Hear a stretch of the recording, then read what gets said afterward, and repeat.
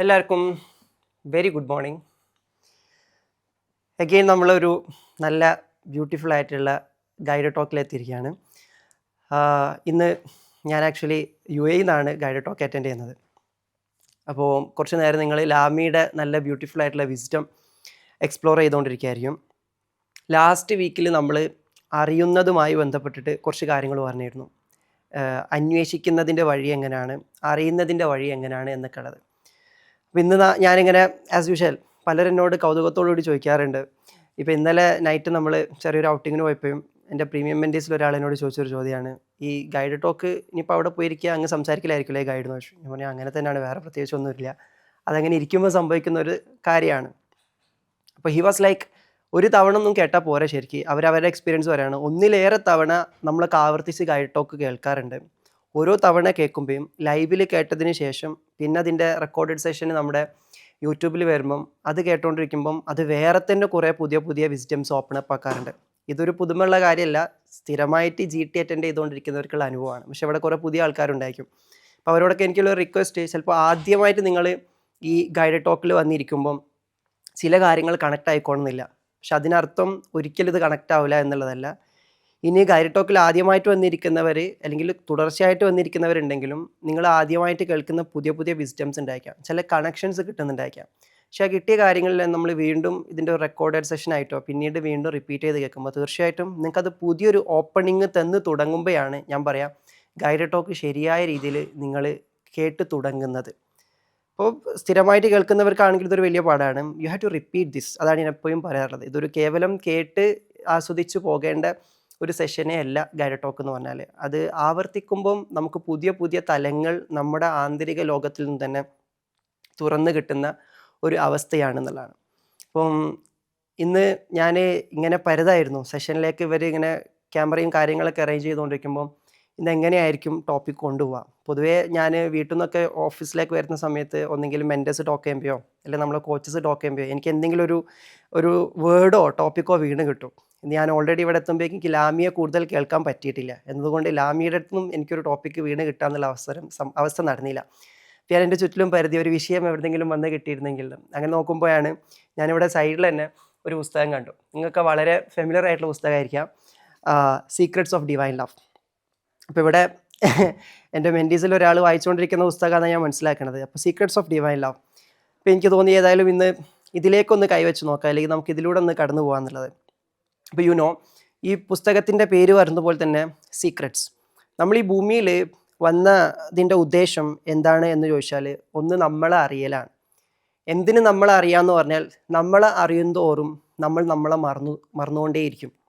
ഇത് ഞാൻ പറഞ്ഞതല്ല, മൗലാന റൂമി പറഞ്ഞിട്ടുള്ളതാണ്.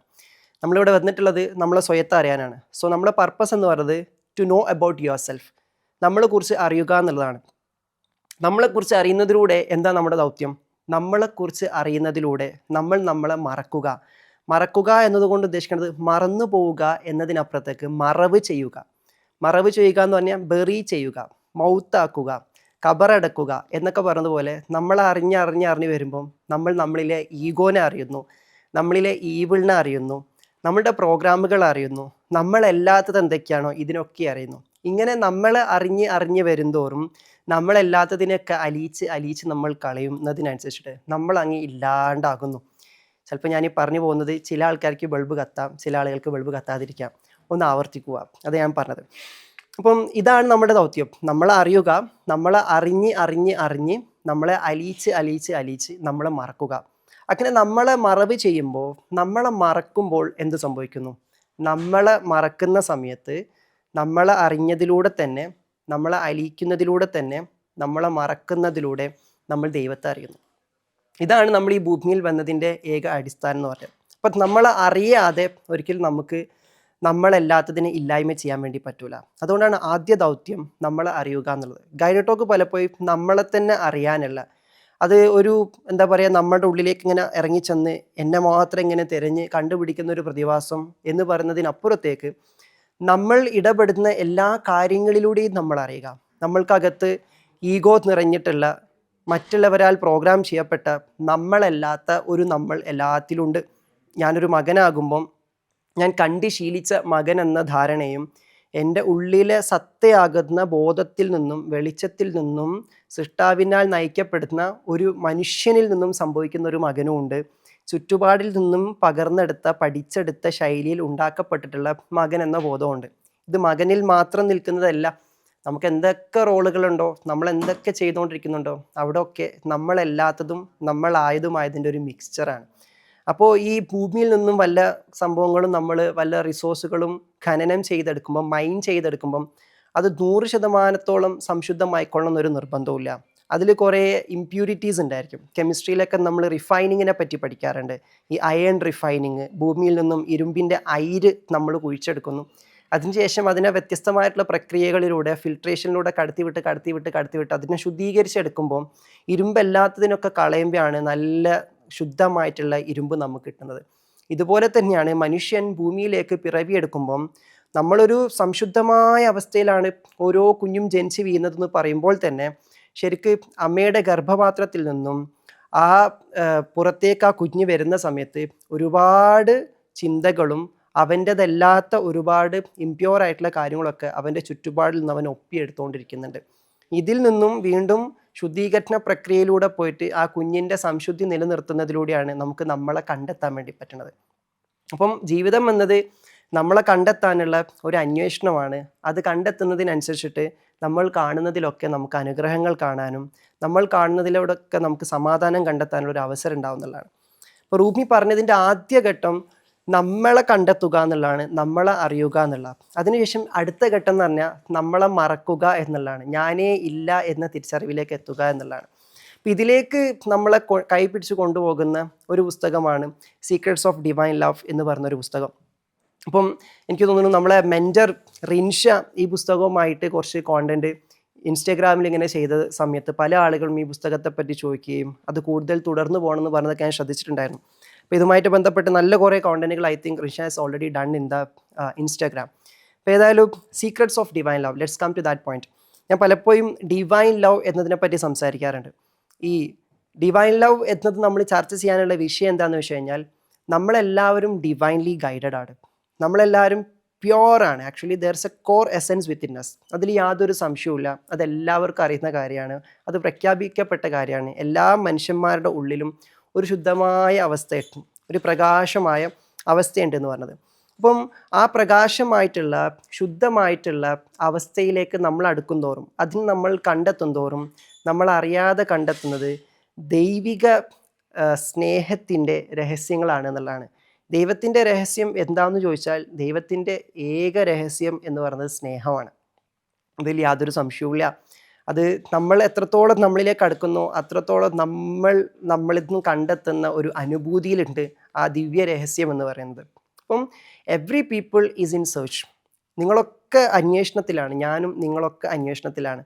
237 ആഴ്ച ഞാനും ഇവിടെ വന്നിരിക്കുന്നു. കുറേ പുതിയ മുഖങ്ങളും കുറേ പഴയ മുഖങ്ങളും ഇടയ്ക്കിടെ വന്ന് കാണുന്ന മുഖങ്ങളൊക്കെ ഇവിടെ ഉണ്ട്.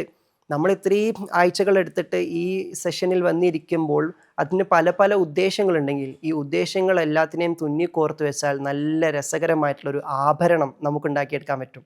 ഈ മുത്തുകളൊക്കെ ചേർത്ത് വെച്ച് മുത്തുമാല സംഭവിക്കുമ്പം അത് അണിയുന്ന സമയത്ത് വേറെ തന്നെ ഒരു ഭംഗിയാണ്. അപ്പോൾ ഇതെല്ലാത്തിനെയും നമ്മൾ കോർത്ത് വെക്കുമ്പം ചേർത്ത് വെക്കുമ്പം എന്തിലേക്കാണ് നമ്മൾ നയിക്കപ്പെടുന്നത് നോക്കിക്കഴിഞ്ഞാൽ ഇതെല്ലാം നമ്മളെ പ്രപഞ്ചത്തിൻ്റെ രഹസ്യത്തിലേക്കും നമ്മളെന്ന രഹസ്യത്തിലേക്കും ആ രഹസ്യത്തിൻ്റെ പിറകിലുള്ള ദൈവത്തിൻ്റെ ദിവ്യ രഹസ്യത്തിലേക്കാണ് നമ്മളത് കൈപ്പിടിച്ച് കൊണ്ടുപോകുന്നത്. അപ്പം ദിവ്യ രഹസ്യം കണ്ടെത്തുന്നവരൊക്കെ അവർക്കുള്ളിൽ ഒരു അനുരാഗത്തിൻ്റെ തലം കണ്ടെത്താൻ പറ്റും. അവർക്കുള്ളിലൊക്കെ ഒരു സ്നേഹത്തിൻ്റെ തലം നമുക്ക് കണ്ടെത്താൻ വേണ്ടി പറ്റുന്നതാണ്. ഈ സ്വയത്തെ അന്വേഷിച്ചു പോയ റൂമിയുടെ ഞാൻ തുടക്കത്തിൽ പറഞ്ഞ നമ്മളെ കണ്ടെത്തുക എന്ന വഴിയെ പോയ ആരും തന്നെ സ്നേഹം കണ്ടെത്താതെ പോയിട്ടില്ല എന്നുള്ളതാണ്. അവർക്കാർക്കും തന്നെ അവരെ സ്നേഹിക്കാതിരിക്കാൻ പറ്റിയിട്ടില്ല എന്നുള്ളതാണ്. നമ്മൾ പല ഘട്ടങ്ങളിലും സെൽഫ് ലവിനെ പറ്റി പറയാറുണ്ട്. നമ്മൾ നമ്മളെ സ്നേഹിക്കണം. എന്തിന് നമ്മളെ സ്നേഹിക്കണം എന്ന് ചോദിച്ചാൽ സെൽഫിഷ് ആക്കാൻ വേണ്ടിയിട്ടല്ല നമ്മളെ സ്നേഹിക്കേണ്ടത്. നമ്മളിലെ എന്തിനെ സ്നേഹിക്കണം? നമ്മളിലെ വെളിച്ചത്തെ സ്നേഹിക്കണം. നമ്മളിലെ കുറവുകളെ അപ്പം നമ്മൾ സ്നേഹിക്കേണ്ടത്. നമ്മളെ കുറവുകളെ നമ്മൾ സ്നേഹിക്കേണ്ടതില്ല, അത് നമ്മൾ വിട്ട് കളയാനുള്ള.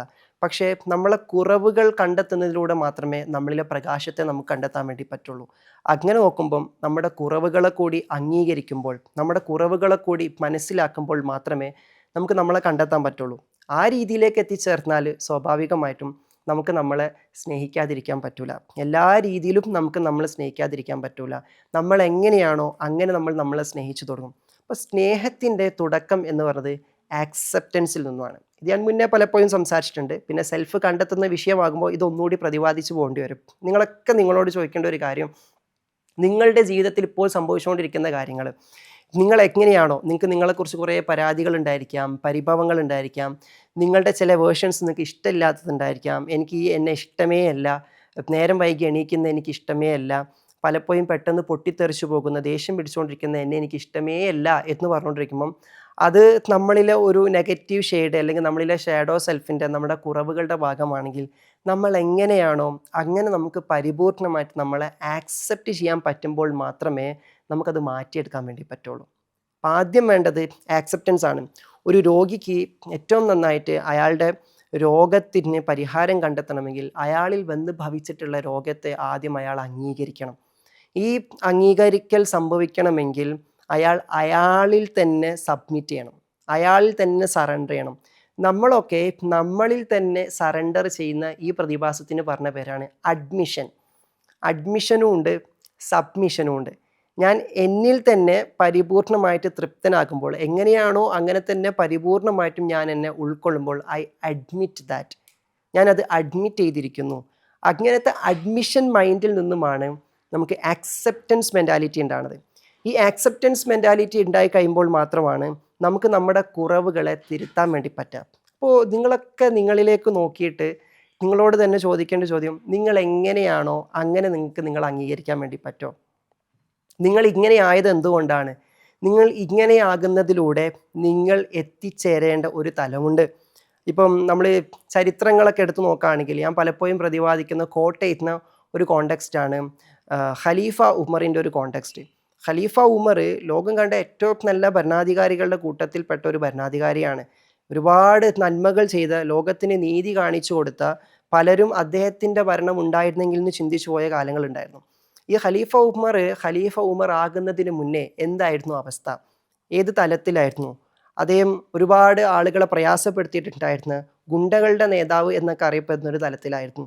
അതിൽ നിന്നും വളരെ സാത്വികനായിട്ടുള്ള ഒരു ഭരണാധികാരിയാകുന്ന അവസ്ഥയിലേക്ക് ഖലീഫ ഉമറിനെ കൊണ്ടുപോകുന്നതിൽ തൻ്റെ കഴിഞ്ഞ കാലങ്ങളിൽ ഉണ്ടായിട്ടുള്ള കുറവുകളും അതിൽ സംഭവിച്ചു പോയിട്ടുള്ള തെറ്റുകളും ഒക്കെ തന്നെ ആഴത്തിലുള്ള ഫോർഗീവ്നെസ്സിലേക്ക് എത്തിക്കാനും റെപ്പൻറ്റൻറ്റിലേക്ക് എത്തിക്കാനും അതിൽ നിന്നും വളരെ ഉയർന്ന പ്രകാശം കണ്ടെത്താനുള്ളൊരു അവസരം അതിലുണ്ടായിരുന്നു. അപ്പോൾ പലപ്പോഴും നമ്മളിലുള്ള കുറവുകളും നമ്മളിലുള്ള പോരായ്മകളൊക്കെ നമ്മൾക്ക് പുറത്തുള്ളവർ തന്നെ ആവശ്യത്തിലേറെ നമ്മളിങ്ങനെ ചൂണ്ടിക്കാണിച്ചിട്ട് കോർണറിലേക്ക് നിർത്തിയിട്ട് ഇങ്ങനെ കുറ്റപ്പെടുത്തിക്കൊണ്ടിരിക്കുമ്പം അവരോടൊപ്പം ചേർന്ന് നമ്മളും നമ്മളെ കുറ്റപ്പെടുത്താൻ തുടങ്ങിക്കഴിഞ്ഞാൽ അത്തരം അവസ്ഥയിൽ നമ്മളെ ആക്കുന്നതിലൂടെ മുകളിലുള്ളവന് എന്തോ ഒരു ഉദ്ദേശമുണ്ട്. നമ്മളൊക്കെ പറയാറുണ്ട്, നന്മയും തിന്മയുമായിട്ടുള്ള എല്ലാ കാര്യങ്ങളും ദൈവത്തിൽ നിന്നുമാണ്.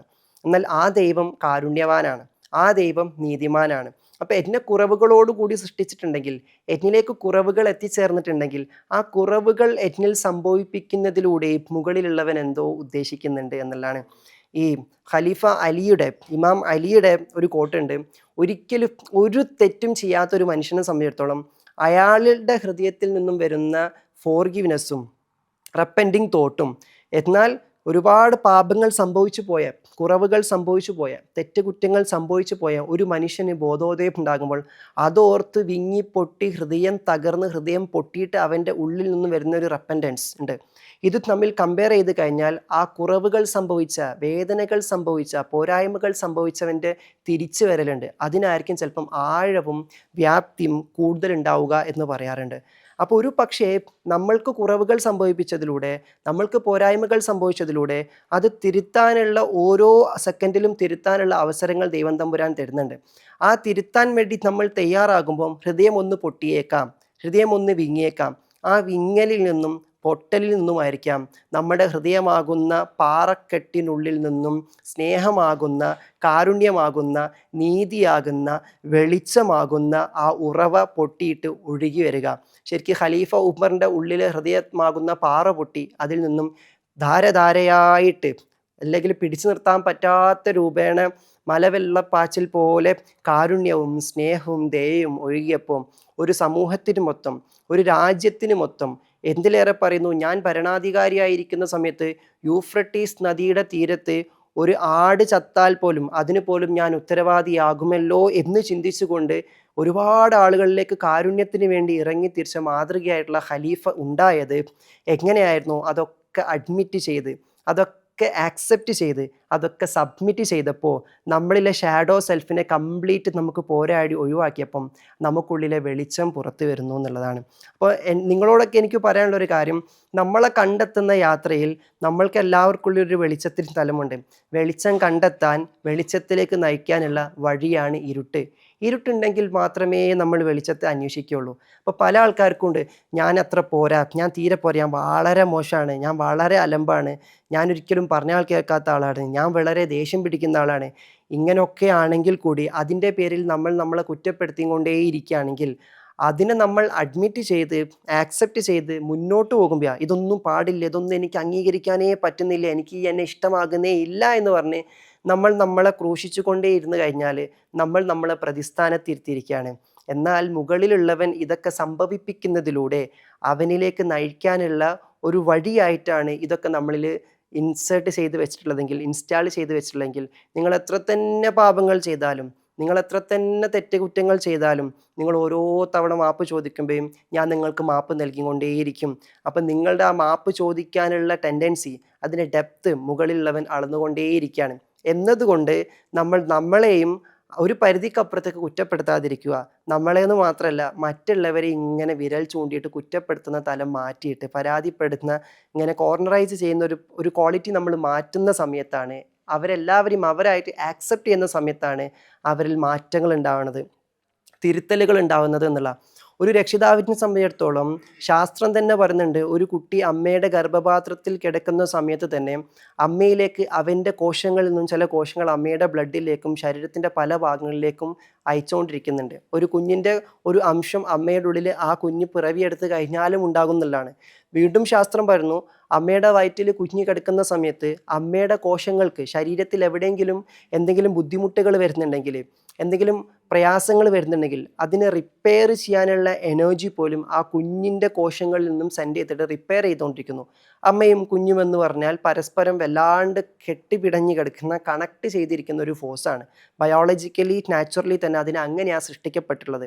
അപ്പോൾ ഇങ്ങനെ ഇരിക്കുന്ന സമയത്ത് ഇത്രത്തോളം അഭേദ്യമായ ബന്ധത്തോടു കൂടി കണക്ട് ചെയ്തിരിക്കുന്ന ഒരു കുഞ്ഞിനെ പറ്റിയിട്ട് അമ്മ ആ കുഞ്ഞിൻ്റെ കുറവുകൾ തന്നെ കണ്ടുകൊണ്ടിരിക്കുകയാണെങ്കിൽ, എപ്പോഴും ആ കുഞ്ഞിൽ എന്താ ഇങ്ങനെ, ഇവളെന്താ ഇങ്ങനെ, ഇവനെന്താ ഇങ്ങനെ, ഇത് തന്നെ കണ്ടുകൊണ്ടിരിക്കുകയാണെങ്കിൽ ആ നോട്ടം കൊണ്ട്, ആ ചിന്തകളെ കൊണ്ട് നമ്മൾ ആ കുഞ്ഞിനെ മാറാനുള്ള അവസ്ഥയിലേക്ക് എത്തിക്കുന്നതിന് ബദലായിട്ട് അങ്ങനെ തന്നെ പിടിച്ചു കെട്ടാനാണ് ശ്രമിച്ചുകൊണ്ടിരിക്കുന്നത്. അപ്പം നമുക്കൊക്കെ വേണ്ടത്, ഒരാളെ തിരുത്തണമെങ്കിൽ, ഒരാളെ മാറ്റണമെങ്കിൽ, ഒരാളെ വെളിച്ചത്തിലേക്ക് നയിക്കണമെങ്കിൽ, ഒരാളെ സ്നേഹത്തിലേക്ക് ക്ഷണിക്കണമെങ്കിൽ എല്ലാവരും എങ്ങനെയാണോ അങ്ങനെ ആദ്യം നമുക്ക് ആക്സെപ്റ്റ് ചെയ്യാൻ വേണ്ടി പറ്റണം. ചിലരൊക്കെ പറയും, ഇതെനിക്ക് ഉൾക്കൊള്ളാനേ പറ്റൂല, ഇതെനിക്ക് സഹിക്കാനേ പറ്റൂല, ഇതെനിക്ക് ചിന്തിക്കാനേ പറ്റൂല എന്ന് പറഞ്ഞുകൊണ്ടിരിക്കുന്ന സമയത്ത് നമ്മൾ, ഈ ആളുകൾക്ക് കുറവുകൾ ഉണ്ടാകാം, പക്ഷെ നമ്മൾ മനസ്സിലാക്കേണ്ട ഒരു കാര്യം, രോഗിയെ അല്ല നമ്മൾ കാണേണ്ടത്, രോഗത്തെ മാത്രം വെറുത്താൽ മതി, രോഗിയെ വെറുക്കേണ്ടതായിട്ടില്ല.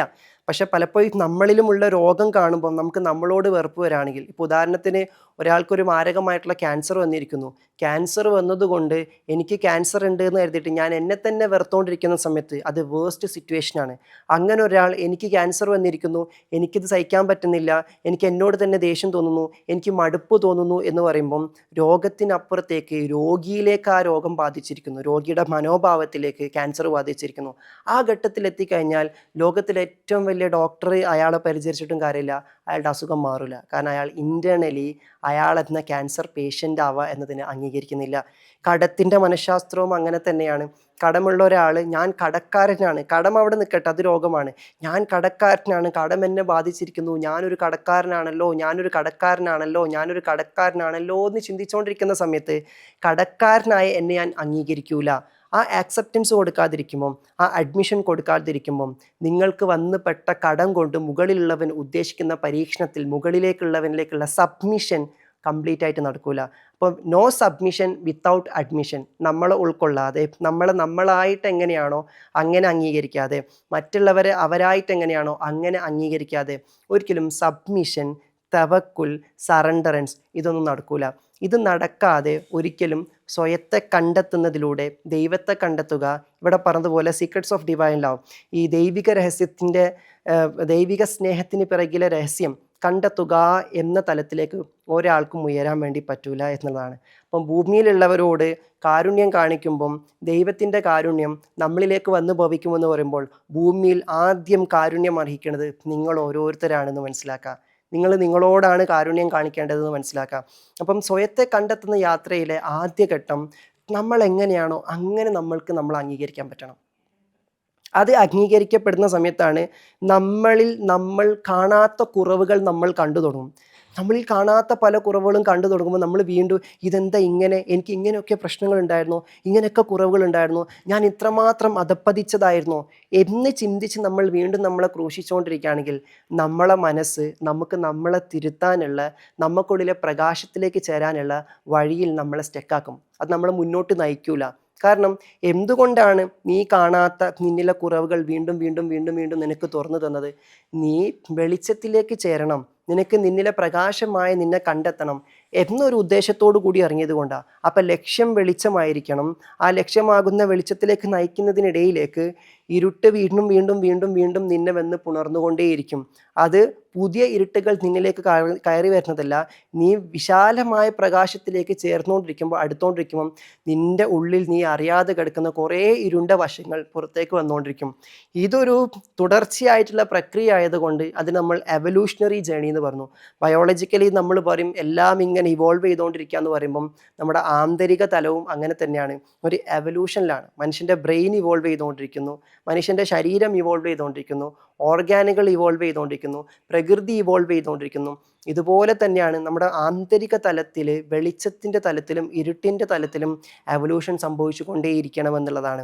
അപ്പോൾ അങ്ങനെ ആരാണോ ധൈര്യത്തോടു കൂടി മുന്നോട്ട് പോകുന്നത്, അവിടെയാണ് റൂമി പറഞ്ഞത്, നീ കടക്കാൻ ഭയപ്പെടുന്ന ഏത് ഗുഹയാണോ ആ ഗുഹക്കകത്തായിരിക്കും നിന്റെ നിധി ഒളിഞ്ഞു കിടക്കുന്നത്. അപ്പോൾ പലപ്പോഴും നമുക്ക് നമ്മളിലെ കുറവുകളിലേക്ക് നോക്കണതോ മറ്റാരെങ്കിലും നമ്മുടെ കുറവുകൾ ചൂണ്ടിക്കാട്ടുന്നതോ വല്ലാത്തൊരു അസ്വാരസ്യമായിട്ട്, ഒരു അസ്വസ്ഥതയായിട്ട് തോന്നുന്നുണ്ടെങ്കിൽ നമ്മളെ അംഗീകരിച്ചിട്ടില്ല. സെൽഫ് അഡ്മിറ്റ് ചെയ്ത ആൾക്കാർ, സെൽഫ് ആക്സെപ്റ്റ് ചെയ്യുന്ന ആൾക്കാർ, they are open four criticism.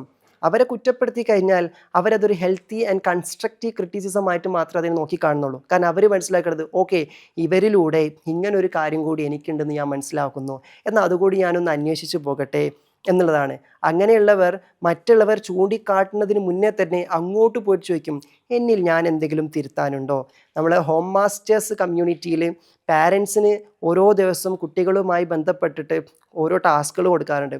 അതിലൊരു ദിവസത്തെ ടാസ്ക്കാണ്, ആ ദിവസം രക്ഷിതാക്കൾ കുട്ടികളോട് പോയിട്ട് ചോദിക്കണം, ഉമ്മൻ്റെ അടുത്ത് ഉപ്പൻ്റെ അടുത്ത് എന്തെങ്കിലും തിരുത്തേണ്ടതായിട്ടുണ്ടോ? മക്കളോട് ചോദിക്കുകയാണ്.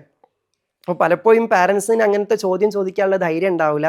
ചോദ്യം ചോദിക്കാനുള്ള ധൈര്യത്തിന് മാത്രമല്ല, ഒരു പാരൻ്റ് എന്ന ബോധത്തിലിരിക്കുമ്പം, ഒരു പാരൻ്റൽ ഈഗോയിലിരിക്കുന്ന ആളെ സംബന്ധിച്ചിടത്തോളം, ഞാനൊരു പാരൻ്റാണ്, ഞാനെപ്പോഴും ശരിയാണ്, നീ ഒരു കുട്ടിയാണ്, നിനക്കൊന്നും അറിയില്ല, ഞാൻ പറയുന്നത് കേട്ട് നീ മുന്നോട്ട് പോയാൽ മതി, ഞാൻ മാത്രമേ ശരിയുള്ളൂ, നിന്നെ ശരിയാക്കാൻ എനിക്ക് മാത്രമേ പറ്റുകയുള്ളൂ എന്ന് ചിന്തിക്കുന്ന മനോഭാവത്തിൽ ഒരു പാരൻറ്റിന് പലപ്പോഴും കുട്ടിയുടെ അടുത്ത് പോയിട്ട് ഞാൻ എന്തെങ്കിലും മകളെ തിരുത്തേണ്ടതായിട്ടുണ്ടോ എന്ന് ചോദിക്കുകയാണെങ്കിൽ അവൻ്റെ ഈഗോ മുഴുവൻ സറണ്ടർ ചെയ്യേണ്ടി വരും. അത് ചെറിയൊരു ടാസ്കൊന്നുമല്ല. കാരണം അങ്ങനെ ചിന്തിക്കുന്നതോടുകൂടി, അങ്ങനെ ചോദിക്കുന്നതോട് കൂടിയിട്ട് ഇൻ കേസ് അവരെന്തെങ്കിലും തിരുത്താൻ പറഞ്ഞു കഴിഞ്ഞാൽ ഞാൻ ചെറുതാവുകയും അവർ വലുതാവുകയും സംഭവിക്കൂലേ എന്ന ചിന്തകളൊക്കെ വന്നിട്ട് നമ്മുടെ ഈഗോ ഒരിക്കലും അതിന് അനുവദിക്കൂല. പക്ഷേ ഒരു കോഴ്സൊക്കെ ആയിട്ട് അതൊക്കെ എടുത്ത് നമ്മളിങ്ങനെ ചെയ്തു പോകുന്ന സമയത്ത് തുറന്ന മനോഭാവം നമുക്ക് കിട്ടുമ്പം, നമ്മളിൽ തിരുത്തേണ്ടതായിട്ടുണ്ട്, അതിലേക്ക് നമ്മളിൽ അഡ്മിഷൻ സംഭവിക്കുമ്പം ക്ഷമയോടുകൂടി ചോദിക്കും. ഈ ടാസ്ക് വരുമ്പോൾ പ്രത്യേകം നമ്മൾ രക്ഷിതാക്കളോട് പറയാറുണ്ട്, ഇതൊരു ടാസ്ക്കാണ്, ആ ടാസ്കിൽ നിങ്ങളുടെ കുട്ടികൾ നിങ്ങളോട് എന്ത് പറഞ്ഞാലും ക്ഷമയോടുകൂടി കേൾക്കാനുള്ള മനോഭാവം കൂടി വേണം. കുട്ടികൾ അങ്ങനെ ഇഷ്ടമില്ല, ഇങ്ങനെ ഇഷ്ടമില്ല എന്ന് പറയുമ്പോൾ അത് നീ ഇങ്ങനെ ചെയ്യുന്നതുകൊണ്ട് ഞാൻ പറഞ്ഞതല്ലേ, നിൻ്റെ നല്ലതിന് വേണ്ടി പറയല്ലേ, അല്ലാണ്ട് നമുക്ക് വേറൊന്നും ഉണ്ടായിട്ടില്ലല്ലോ. ഇങ്ങനെ തട്ടിക്കയറാൻ പോവുകയാണെങ്കിൽ നിങ്ങൾക്ക് നിങ്ങളിലെ കുറവുകൾ ആരെങ്കിലും ചൂണ്ടിക്കാണിച്ച് തരുന്നത് ഇഷ്ടമില്ല എന്നാണ്. നിങ്ങൾക്കും അതിലേക്ക് നോക്കാൻ ഇഷ്ടമില്ല എന്നുള്ളതാണ്. ആ തരത്തിലെത്തിക്കഴിഞ്ഞാൽ നമുക്ക് നമ്മളിലെ പ്രകാശം കണ്ടെത്താൻ പറ്റില്ല.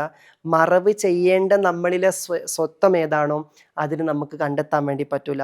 മറവ് ചെയ്യുന്നതിലൂടെ തെളിഞ്ഞു കാണുന്ന രഹസ്യം എന്താണോ അത് നമുക്ക് കണ്ടെത്താൻ വേണ്ടി പറ്റില്ല. ദൈവം മറഞ്ഞു കിടക്കുന്ന ഒരു നിധിയായിരുന്നു എന്നാണ് പലരും പറയാറുള്ളത്. മറഞ്ഞു കിടക്കുന്ന നിധിയായിരുന്നു. ആ മറഞ്ഞു കിടക്കുന്ന നിധിക്ക് ഞാൻ എന്നൊരു നിധി ഇവിടെ ഉണ്ട്, ഞാൻ എന്നൊരു ട്രഷർ ഇവിടെ ഉണ്ട് എന്ന് വെളിവാക്കൽ ആവശ്യമായിട്ട് വന്നപ്പം, അതിനെ റിവീൽ ചെയ്യൽ ആവശ്യമായിട്ട് വന്നപ്പം ഈ സൃഷ്ടിപ്പ് മുഴുവനും നടന്നു. ഈ പ്രപഞ്ചം മുഴുവൻ സൃഷ്ടിക്കപ്പെട്ടു. എന്നിട്ട് ആ സൃഷ്ടിച്ച ദൈവം പറയാണ്, ഈസ്റ്റിലേക്ക് നോക്കിയാലും വെസ്റ്റിലേക്ക് നോക്കിയാലും എല്ലായിടത്തും എൻ്റെ വജഹ് തന്നെയാണ്, എൻ്റെ ഫേസ് തന്നെയാണ്. നിങ്ങൾ എങ്ങോട്ട് നോക്കിയാലും എന്നിലേക്ക് തന്നെയാണ് തിരിയുന്നത്. കാരണം നിങ്ങൾ എവിടേക്ക് നോക്കിയാലും കണ്ടെത്തേണ്ടത് എന്നിലേക്ക് നയിക്കുന്ന സൂചകങ്ങളെയാണ്. ഈ കാര്യം വളരെ വ്യക്തമായിട്ട് ഈ പുസ്തകത്തിൽ പറയുന്നുണ്ട്. ഏഹൽവ പ്രതിപാദിക്കുന്നുണ്ട്. ദൈവം അങ്ങനെ പറയുന്നു, അങ്ങനെ പ്രഖ്യാപിക്കുന്നു. അപ്പോൾ അങ്ങനെ എങ്ങോട്ട് തിരിഞ്ഞാലും ദൈവത്തെ കണ്ടെത്താനുള്ള സൂചകങ്ങൾ മാത്രമേ ഈ പ്രപഞ്ചത്തിലുള്ളൂ. അപ്പോൾ കുറവുള്ള ആളെ കണ്ടാലും പൂർണ്ണത എത്തിയ ആളെ കണ്ടാലും പാർഷ്യലി പൂർണ്ണത എത്തിയ ആൾക്കാരെ കണ്ടാലും ഒന്നിനും കൊള്ളാത്തതിനെ കണ്ടാലും അതിലൊക്കെ തന്നെ ദൈവത്തിലേക്ക് നയിക്കുന്ന സൂചനകളുണ്ട്. അതിലേക്ക് ചേർത്തിട്ടാണ് മൗലാന ജലാലുദ്ദീൻ റൂമി പറയുന്നത്, നിങ്ങളിലേക്ക് അയക്കപ്പെടുന്ന ഓരോ വ്യക്തികളും ദൈവസന്നിധിയിൽ നിന്നും നിങ്ങളിലേക്ക് അയച്ചിട്ടുള്ള ഗസ്റ്റുകളാണ്. അവർ പോസ്റ്റ്മാൻമാരാണ്. അവർ നിങ്ങൾക്ക് എന്തൊക്കെയോ മെസ്സേജസ് തരാൻ വേണ്ടിയിട്ട് വന്നിട്ടുള്ളതാണ്. എന്താണ് ആ മെസ്സേജിൻ്റെ സാരമെന്ന് ചോദിച്ചു കഴിഞ്ഞാൽ, നിങ്ങളെ അറിയാനും നിങ്ങളെ അറിയുന്നതിലൂടെ നിങ്ങളല്ലാത്തതിനെ കളയാനും നിങ്ങളായതിനെ പുണരാനും അതിലൂടെ നിങ്ങൾ ഇല്ലാണ്ടാകുമ്പോൾ ഇവിടെ ബാക്കിയാകുന്ന ദൈവമെന്ന രഹസ്യം, ദിവ്യ രഹസ്യം കണ്ടെത്തുക എന്നതാണ്. ഇത്രയേ ഉള്ളൂ ഈ ജീവിതത്തിൻ്റെ ആകെ സാരം എന്ന് പറഞ്ഞാൽ. അപ്പോൾ ഈ യാത്രയിൽ ഏറ്റവും പ്രധാനപ്പെട്ട ഒരു തലമാണ് അഡ്മിഷൻ. ഞാൻ ഈ അഡ്മിറ്റിങ്ങും ആക്സെപ്റ്റിങ്ങിനും പറ്റിയിട്ട് ഇതിന് മുന്നേ ഒരു ഗൈഡഡ് ടോക്കിൽ പറഞ്ഞിട്ടുണ്ട്. പക്ഷേ ഇന്ന് നമ്മൾ ഫോക്കസ് ചെയ്തുകൊണ്ടിരിക്കുന്ന ആ ഒരു ഡിവൈൻ സീക്രട്ട് ആകുന്ന ലവ് എന്ന് പറഞ്ഞ സീക്രട്സ് ഓഫ് ഡിവൈൻ ലവ്, അതിലേക്ക് നയിക്കുമ്പോൾ, അതിലേക്ക് നമ്മൾ അന്വേഷിച്ചിറങ്ങുമ്പോൾ ഈ ഒരു അഡ്മിഷൻ വളരെ അത്യാവശ്യമാണ്. അതുകൊണ്ട് അതൊന്നുകൂടി എംഫസൈസ് ചെയ്ത് ഞാൻ സംസാരിച്ചുകൊണ്ടിരിക്കുന്നത്. അപ്പോൾ ആർക്കാണോ ഇങ്ങനെ പരിപൂർണമായിട്ട് അവരെ കുറവുകളും നല്ല സംഭവങ്ങളും ഒക്കെ മനസ്സിലാക്കിയിട്ട് പരിപൂർണമായിട്ട് അവരെങ്ങനെയാണ് അങ്ങനെ ഉൾക്കൊള്ളാൻ പറ്റുന്നത്, ഇവർക്ക് മാത്രമേ സെൽഫ് ലവ് ഉണ്ടാവുള്ളൂ. ഈ സെൽഫ് ലവ് എന്ന് പറഞ്ഞാൽ നല്ലത് മാത്രം കണ്ട് അതിനോട് ഭയങ്കര ഗ്രാറ്റിറ്റ്യൂഡ് പറഞ്ഞിരിക്കുന്ന ഒരു പരിപാടിയല്ല. നമ്മളിലെ കുറവുകൾ കണ്ടാലും കുറവുള്ള നമ്മളെയും അങ്ങനെ തന്നെ സ്നേഹിക്കാനുള്ളൊരു ക്വാളിറ്റിയാണ്. നോക്കിയാൽ നമുക്ക് കുറേ കുറവുകൾ ഉണ്ടായിട്ടും നമുക്ക് നമ്മളെ സ്നേഹിക്കാൻ പറ്റുമ്പോൾ മാത്രമേ അന്യൻ്റെ ന്യൂനതകൾ അവിടെ നിലനിൽക്കെ തന്നെ രോഗത്തെ നമ്മൾ വെറുത്തുകൊണ്ട് തന്നെ രോഗിയെ സ്നേഹിക്കാനുള്ള ഒരവസ്ഥ നമുക്കുണ്ടാകാം. ആ അവസ്ഥയിലേക്ക് എത്തുമ്പോൾ നമ്മളുടെ ആന്തരിക ലോകത്തിൻ്റെ പ്രതിഫലനമാണ് അവിടെ കണ്ടുകൊണ്ടിരിക്കുന്നത്. നിൻ്റെ കുറവുകളെ നിനക്ക് പരിപൂർണമായിട്ട് ആക്സെപ്റ്റ് ചെയ്യാനും അഡ്മിറ്റ് ചെയ്യാനും പറ്റുന്നില്ലെങ്കിൽ മറ്റുള്ളവരുടെ ന്യൂനതകളിലേക്ക് മാത്രമേ നിൻ്റെ കണ്ണുപോയി പതിക്കുകയുള്ളൂ. എന്നാൽ നിൻ്റെ കുറവുകൾ എന്താണെന്ന് നിനക്ക് വ്യക്തമായിട്ട് ബോധ്യമുണ്ടെങ്കിൽ, അതിന് നീ പരിപൂർണമായിട്ട് അഡ്മിറ്റ് ചെയ്തിട്ടുണ്ടെങ്കിൽ, അതിനെ ശരിയാക്കാൻ വേണ്ടി നീ പ്രവർത്തിച്ചുകൊണ്ടിരിക്കുമ്പോൾ ഒക്കെ തന്നെ നിൻ്റെ ലക്ഷ്യം കറക്റ്റായിരിക്കും, നിൻ്റെ ഫോക്കസ് കറക്റ്റായിരിക്കും. എന്നാൽ നിൻ്റെ കുറവുകൾ നീ സൈഡിൽ ഇങ്ങനെ കണ്ടുകൊണ്ടിരിക്കുന്നുണ്ട്, അതിലേക്ക് നോക്കുമ്പോഴൊക്കെ നിനക്ക് വല്ലാത്തൊരു മടുപ്പും വെറുപ്പും നിന്നോട് വന്നുകൊണ്ടിരിക്കുന്നുണ്ട്. ആ തലത്തിലാണ് നിന്നിൽ നീ പരിശീലിച്ചുകൊണ്ടിരിക്കണമെങ്കിൽ, നിന്നെ കണ്ടെത്താൻ നീ പരിശ്രമിച്ചുകൊണ്ടിരിക്കണമെങ്കിൽ അവിടെ ഒരു പ്രശ്നമുണ്ട്. മറ്റാൾ പറഞ്ഞാൽ അവിടെ ഒരു പ്രശ്നമുണ്ടല്ലോ വർമ്മ സാറേ എന്ന് പറഞ്ഞില്ലേ, അവിടെ ഒരു പ്രശ്നമുണ്ട്. ഏതുപോലെയാണ്, ഒരു രോഗിയെ ഡോക്ടർ ഇങ്ങനെ പരിചരിച്ചുകൊണ്ടിരിക്കുകയാണ്. റൂമി പറയുന്നുണ്ട്, ഡോക്ടറും നമ്മൾ തന്നെയാണ്, രോഗിയും നമ്മൾ തന്നെയാണ്, രോഗവും നമ്മൾ തന്നെയാണ്. കുറച്ചുകൂടി ഭംഗിയായിട്ട് പറയുകയാണെങ്കിൽ കല്ലും നമ്മൾ തന്നെയാണ്, ശിലയും നമ്മൾ തന്നെയാണ്, ശില്പിയും നമ്മൾ തന്നെയാണ്, ശില്പവും നമ്മൾ തന്നെയാണ്, ഒക്കെ നമ്മൾ തന്നെയാണ്. ഒന്നും പുറത്തേക്ക് പോയി നോക്കേണ്ടതില്ല. അപ്പം ഒരു ഡോക്ടർ ഒരു രോഗിയെ പരിചരിക്കുന്ന സമയത്ത് ഈ രോഗിയെ കാണുമ്പം, ഈ രോഗം ബാധിച്ച രോഗിയെ കാണുമ്പം ഡോക്ടറിന് ഇങ്ങനെ മടുപ്പ് വന്നുകൊണ്ടിരിക്കുക. എന്ത് രോഗമാണിത്, എന്തൊരു ദുർഗന്ധം വമിക്കുന്ന രോഗമാണിത്, എനിക്ക് ഇയാളുടെ അടുത്ത് നിൽക്കാനേ പറ്റുന്നില്ല, എന്ത് രോഗം കൊണ്ടാണ് ഈ മനുഷ്യൻ എൻ്റെ അടുത്ത് വന്നിരിക്കുന്നത്. ഈ വെറുപ്പോട് കൂടിയിട്ട് ഒരു ഡോക്ടർ രോഗിയെ പരിചരിച്ചുകൊണ്ടിരുന്ന് കഴിഞ്ഞാൽ ആ പരിചരണത്തിന് ഒരു സംശുദ്ധി ഉണ്ടായിരിക്കില്ല എന്നുള്ള. എന്നാൽ അതേ സമയത്ത് ഒരു ഡോക്ടർ പോലും മുന്നിൽ എത്ര അയക്ക് പറ്റിയിട്ടുള്ള, എത്രത്തോളം എന്താ പറയുക, വളരെ ദുർഗന്ധം വമിക്കുന്ന രോഗവുമായിട്ടാണ് ഒരാൾ വന്നതെങ്കിൽ കൂടി ഡോക്ടർ അതെല്ലാം വളരെ സ്നേഹത്തോടു കൂടി ഡ്രസ്സ് ചെയ്തുകൊണ്ടേ ഇരിക്കുകയാണ്. കാരണം ഡോക്ടർ ആ രോഗത്തെ മാത്രം കാണുന്നുള്ളൂ, അതിനെ പരിചരിക്കുക എന്നുള്ളത് മാത്രം കാണുന്നുള്ളൂ. ഇതുപോലെ ഉള്ള പരിചരണമാണ് ദൈവം തമ്പുരാന് മനുഷ്യന് വേണ്ടിയിട്ട് ഇവിടെ സംവിധാനിച്ചിരിക്കുന്നത്. എത്ര തന്നെ തെറ്റുകൾ സംഭവിച്ചാലും, എത്ര തന്നെ കുറവുകൾ സംഭവിച്ചാലും, മുകളിലുള്ളവൻ്റെ പ്രഖ്യാപനം എന്താണ്? നിങ്ങൾ എത്രത്തോളം കടലോളം തെറ്റുകൾ ചെയ്തിട്ടാണെങ്കിലും നിങ്ങൾ എൻ്റെ കാരുണ്യത്തിൻ്റെ കടലാകുന്ന എന്നിലേക്ക് വന്നിട്ട് നിങ്ങൾ ക്ഷമാപണം ചോദിച്ചാൽ ഞാൻ നിങ്ങൾക്ക് ക്ഷമ തന്നുകൊണ്ടേയിരിക്കും. നിങ്ങൾ നിർത്തുന്നത് വരെ ഞാനത് നിർത്തുന്നേ ഇല്ല. എൻ്റെ ക്ഷമ ഇൻഫൈനൈറ്റ് ആണ്. I am infinite. അതും ഞാനത് തന്നുകൊണ്ടേയിരിക്കും എന്നുള്ളതാണ്. അപ്പോൾ അതിനുകൂടി വേണ്ടിയിട്ടാണ് നമ്മളെ പരിചരിക്കുന്ന സമയത്ത്, നമ്മളെ കണ്ടെത്താനുള്ള യാത്രയിലേക്ക് നമ്മൾ പോകുന്ന സമയത്ത് നമ്മൾ ഇന്ന് വരെ കണ്ടെത്താത്ത പലതും ചിലപ്പോൾ നമ്മുടെ റിഫ്ലക്ഷൻസ് ആയിട്ട് ഇങ്ങനെ പുറത്തേക്ക് പ്രൊജക്റ്റ് ചെയ്ത് വന്നുകൊണ്ടേയിരിക്കും. അതിനൊക്കെ ആക്സെപ്റ്റ് ചെയ്തുകൊണ്ട് തന്നെ മുന്നോട്ട് പോകുമ്പോൾ മാത്രമേ നമ്മളിലെ രഹസ്യമാകുന്ന സ്നേഹത്തിൻ്റെ ബോധത്തിലേക്കും സത്തയിലേക്കും നമുക്ക് ചേരാൻ വേണ്ടി പറ്റുള്ളൂ. അപ്പം ഞാനും നിങ്ങളൊക്കെ എന്താണെന്ന് ചോദിച്ചു കഴിഞ്ഞാൽ നമ്മളെല്ലാവരും ഒരു ഡിവൈൻ സീക്രട്ടാണ്. ഇതിനേക്കാളും വലിയ ക്വാളിറ്റി അല്ലെങ്കിൽ ഇതിനേക്കാളും വലിയൊരു ഹോണറിങ് നമുക്ക് കിട്ടേണ്ടതായിട്ടില്ല. അത്രയും വലിയ രഹസ്യമാകും. ഞാനും നിങ്ങളൊക്കെ ഡിവൈൻ സീക്രട്ട് ഹോൾഡ് ചെയ്യുന്ന ഒരു രഹസ്യമാണ് നമ്മൾ ഓരോരുത്തരും. അത്രക്കും പവർഫുള്ളാണ് നമ്മൾ ഓരോരുത്തരും. അത്രയും വലിയ റെസ്പെക്റ്റ് കിട്ടുന്ന ഹോൾഡ് ചെയ്യുന്ന ഒരു ഇടമാണ് ഞാനും നിങ്ങളും എന്നൊക്കെ പറയുമ്പം. അപ്പം ഞാനെന്ന, നീ എന്ന, നമ്മളെന്ന, നമ്മളെല്ലാവരുമാകുന്ന ഈ രഹസ്യം, ദൈവിക രഹസ്യം കണ്ടെത്താൻ നമ്മൾ ഇറങ്ങി തിരിച്ചു കഴിഞ്ഞാൽ ഏതവസ്ഥയിലാണ് നമ്മളെ കണ്ടെത്തുന്നത്? നിങ്ങൾക്ക് നിങ്ങളോട് സ്നേഹം തോന്നിയിട്ടല്ലാതെ ഒരിക്കലും നിങ്ങൾക്കത് കണ്ടെത്താൻ വേണ്ടി പറ്റൂല. നിങ്ങളോട് സ്നേഹം തോന്നിയിട്ടല്ലാതെ ഒരിക്കലും നിങ്ങൾക്കത് കണ്ടെത്താൻ വേണ്ടി പറ്റൂല എന്നുള്ള. അതൊരിക്കലും സെൽഫിഷ് ലവേ അല്ല, അതൊരു സെൽഫ്ലെസ് ലവ് സ്റ്റേറ്റാണ്. Selfless love in the sense എന്നിലെ കുറവുകളൊക്കെ എന്തൊക്കെയാണോ അതിനൊക്കെ ഞാൻ ഉൾക്കൊണ്ട് ആക്സെപ്റ്റ് ചെയ്തുകൊണ്ട് തന്നെ ഇതൊക്കെ എനിക്ക് തിരുത്താനുള്ളതാണ് മനസ്സിലാക്കിക്കൊണ്ട് തന്നെ തിരുത്താൻ പരിശ്രമിച്ചു കൊണ്ടിരിക്കുമ്പം, ആ പരിശ്രമിച്ചു കൊണ്ടിരിക്കുന്ന നമ്മൾ അപ്രീഷിയേറ്റ് ചെയ്തുകൊണ്ടിരിക്കുമ്പം നമുക്ക് സെൽഫ് ലവ് ഉണ്ട്. നമ്മൾ പരിശ്രമിക്കുകയാണ്, ദേഷ്യം വന്നു, ഞാനത് പിടിച്ചു നിർത്താൻ നോക്കി, 2 തവണ റെഡിയായി, 3-ാമത്തെ തവണ ഞാൻ വീണ്ടും പൊട്ടിത്തെറിച്ചു, 4-ാമത്തെ തവണ ഞാൻ ഒന്നുകൂടി പരിശ്രമിച്ചു, കുറച്ച് റെഡിയായി, വീണ്ടും പൊട്ടിത്തെറിച്ചു. ഇങ്ങനെയൊക്കെ നോക്കുമ്പോഴും അവിടെ നമ്മളത് ശരിയാക്കാൻ എടുക്കുന്ന ഒരു എഫേർട്ട് ഉണ്ടല്ലോ, ആ എഫേർട്ട് എടുക്കുന്ന നമ്മളോട് നമുക്ക് വല്ലാത്ത സ്നേഹം തോന്നിക്കൊണ്ടിരിക്കുകയാണ്. ആ തലത്തിലെത്തുമ്പം അപ്രീസിയേഷൻ കൊണ്ട് ഗുണമുണ്ടാകുന്നുണ്ട്. നമ്മളോടൊപ്പം നമ്മൾക്കകത്തുള്ള ധർമ്മ സമരത്തിന് വേണ്ടിയിട്ട് നമ്മളോടൊപ്പം നമ്മൾ അക്കമ്പനി ചെയ്തുകൊണ്ടിരിക്കുകയാണ്. ഇതാണ് സെൽഫ് ലവ് എന്ന് പറഞ്ഞാൽ, ഇതാണ് സെൽഫ് കമ്പാനിയൻഷിപ്പ് എന്ന് പറഞ്ഞാൽ.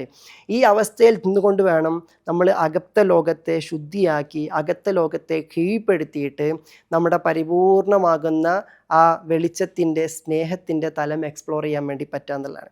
അപ്പോൾ നമുക്കുള്ള കുറവുകളൊക്കെ തന്നെ, നമുക്കുള്ള പരിമിതികളൊക്കെ തന്നെ നമ്മൾക്കുള്ളിൽ കുറവില്ലാത്ത, പരിമിതികളില്ലാത്ത തലം നമ്മൾ അന്വേഷിക്കാനുള്ളൊരു കാരണമാണ്.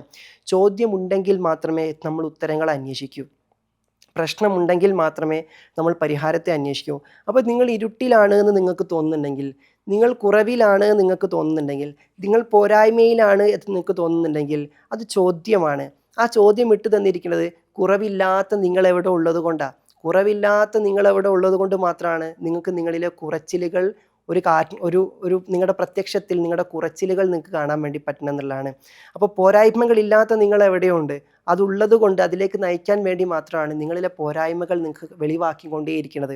അപ്പോൾ അങ്ങനെ ഓരോ പോരായ്മകൾ കണ്ടെത്തുമ്പോഴും, എന്നിൽ ഓരോ കുറവ് കണ്ടെത്തുമ്പോഴും ദൈവത്തിന് സ്തുതി പറഞ്ഞുകൊണ്ട് ഇങ്ങനൊരു കുറവുണ്ട് അല്ലേ, ഈ ഒരു കുറവ് എനിക്കുണ്ട് എന്നുള്ള കാര്യം എനിക്കറിയാൻ പറ്റുന്നു, അതെനിക്ക് ഉൾക്കൊള്ളാൻ പറ്റുന്നു, അത് ഞാൻ സ്നേഹത്തോടു കൂടി സ്വീകരിച്ചിട്ട് തുറന്ന മനസ്സോടുകൂടി അത് തിരുത്താൻ ഞാൻ തയ്യാറാണ് എന്ന് പറയുമ്പം, തെറ്റ് ചെയ്യുന്നവരെക്കാളും അല്ലെങ്കിൽ തെറ്റ് ചെയ്തിട്ട് പശ്ചാത്തപിക്കാത്തവരെക്കാളും മീതിയാണ് തെറ്റുകൾ സംഭവിക്കുന്നുണ്ട്, അത് തെറ്റാണെന്നുള്ള ബോധ്യമുണ്ട്, അത് തിരുത്തണമെന്ന ചിന്തയുണ്ട്, അതിനുവേണ്ടി പരിശ്രമിച്ചുകൊണ്ടിരിക്കുന്നുണ്ട്, പല ആവർത്തി അത് തോറ്റു പോകുന്നുണ്ടെങ്കിൽ അങ്ങനത്തെ ആൾക്കാരെ കാണുമ്പം മക്കളാണെങ്കിൽ നിങ്ങൾ അവരുടെ പരിശ്രമത്തെ അഭിനന്ദിക്കാൻ മറക്കരുത്. എത്ര പറഞ്ഞിട്ടും നീ നന്നാവുന്നില്ലല്ലോ, പക്ഷെ അതിൽ നിന്നും നന്നായി പുറത്ത് വരാൻ അവർ പരിശ്രമിച്ചുകൊണ്ടേയിരിക്കുന്നുണ്ടായിരിക്കും. ആ ശ്രമകരമായിട്ട് അതിനു വേണ്ടി പരിശ്രമിച്ചുകൊണ്ടിരിക്കുന്ന ആ ഭാവത്തെ, ആ ബോധത്തെ നമ്മൾ അക്കമ്പനി ചെയ്ത് കഴിഞ്ഞാൽ ആ ബോധമുണ്ടല്ലോ, നന്നാവണം, തിരുത്തണം, റെഡിയാക്കണം എന്നൊരു ബോധമുണ്ടല്ലോ, അത് അവൻ്റെ മനസ്സാക്ഷി എന്ന് വരുന്നതാണ്. ആ ബോധത്തിൻ്റെ ഉള്ളിലാണ് അവൻ്റെ ഡിവൈൻ ഗൈഡൻസ് കിടക്കുന്നത്, അവളുടെ ഡിവൈൻ ഗൈഡൻസ് കിടക്കുന്നത്. ഓരോ കുറവുള്ള മനുഷ്യൻ്റെ ഉള്ളിലും അങ്ങനത്തെ ഒരു ചിന്ത എവിടെയോ ഉറങ്ങിക്കിടക്കുന്നുണ്ടായിരിക്കും. അത് മരിക്കുന്നതോടു കൂടിയിട്ടാണ് ആ മനുഷ്യൻ പിശാചായി മാറുന്നത്.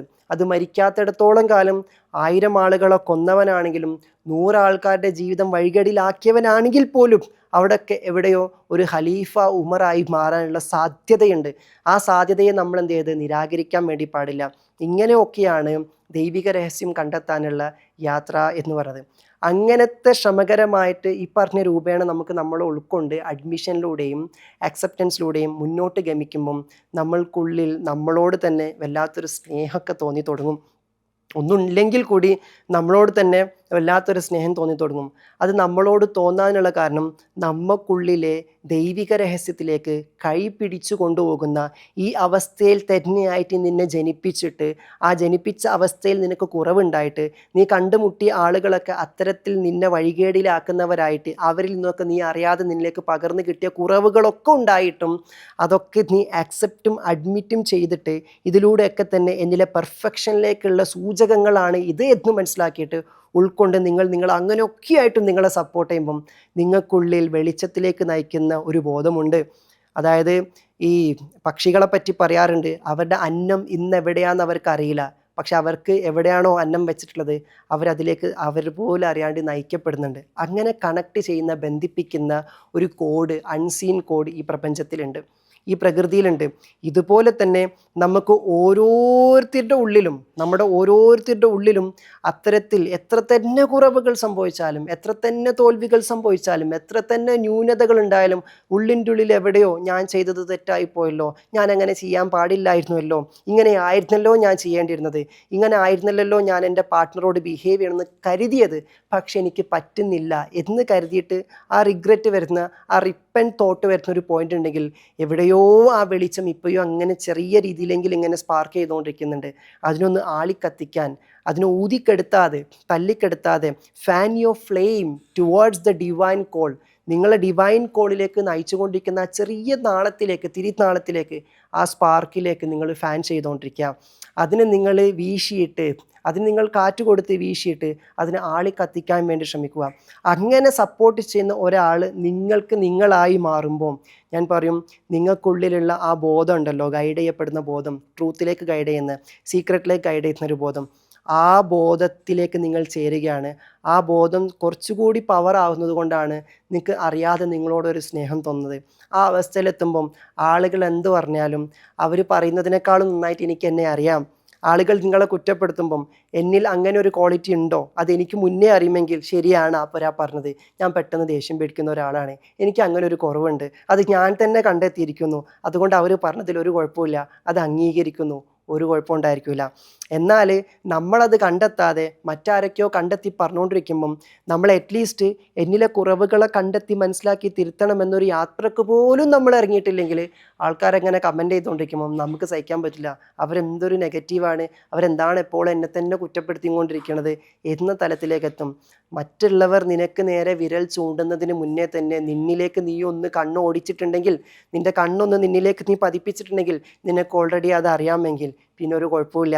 ഒരു കൈയില്ലാത്ത അംഗവൈകല്യം ബാധിച്ച ഒരാൾക്ക് എനിക്ക് കൈയില്ല എന്നുള്ള കാര്യം അയാൾ തന്നെ അംഗീകരിച്ച് കഴിഞ്ഞാൽ പിന്നെ എത്ര ആൾക്കാരെ സഹതാപ മനോഭാവത്തോടു കൂടി അയാൾ നോക്കിയാലും അയാൾക്ക് ഒരു കുഴപ്പമില്ല. കാരണം അയാൾ ഓൾറെഡി അത് അംഗീകരിച്ചിരിക്കുന്നു, ആക്സെപ്റ്റ് ചെയ്തിരിക്കുന്നു, അഡ്മിറ്റ് ചെയ്തിരിക്കുന്നു.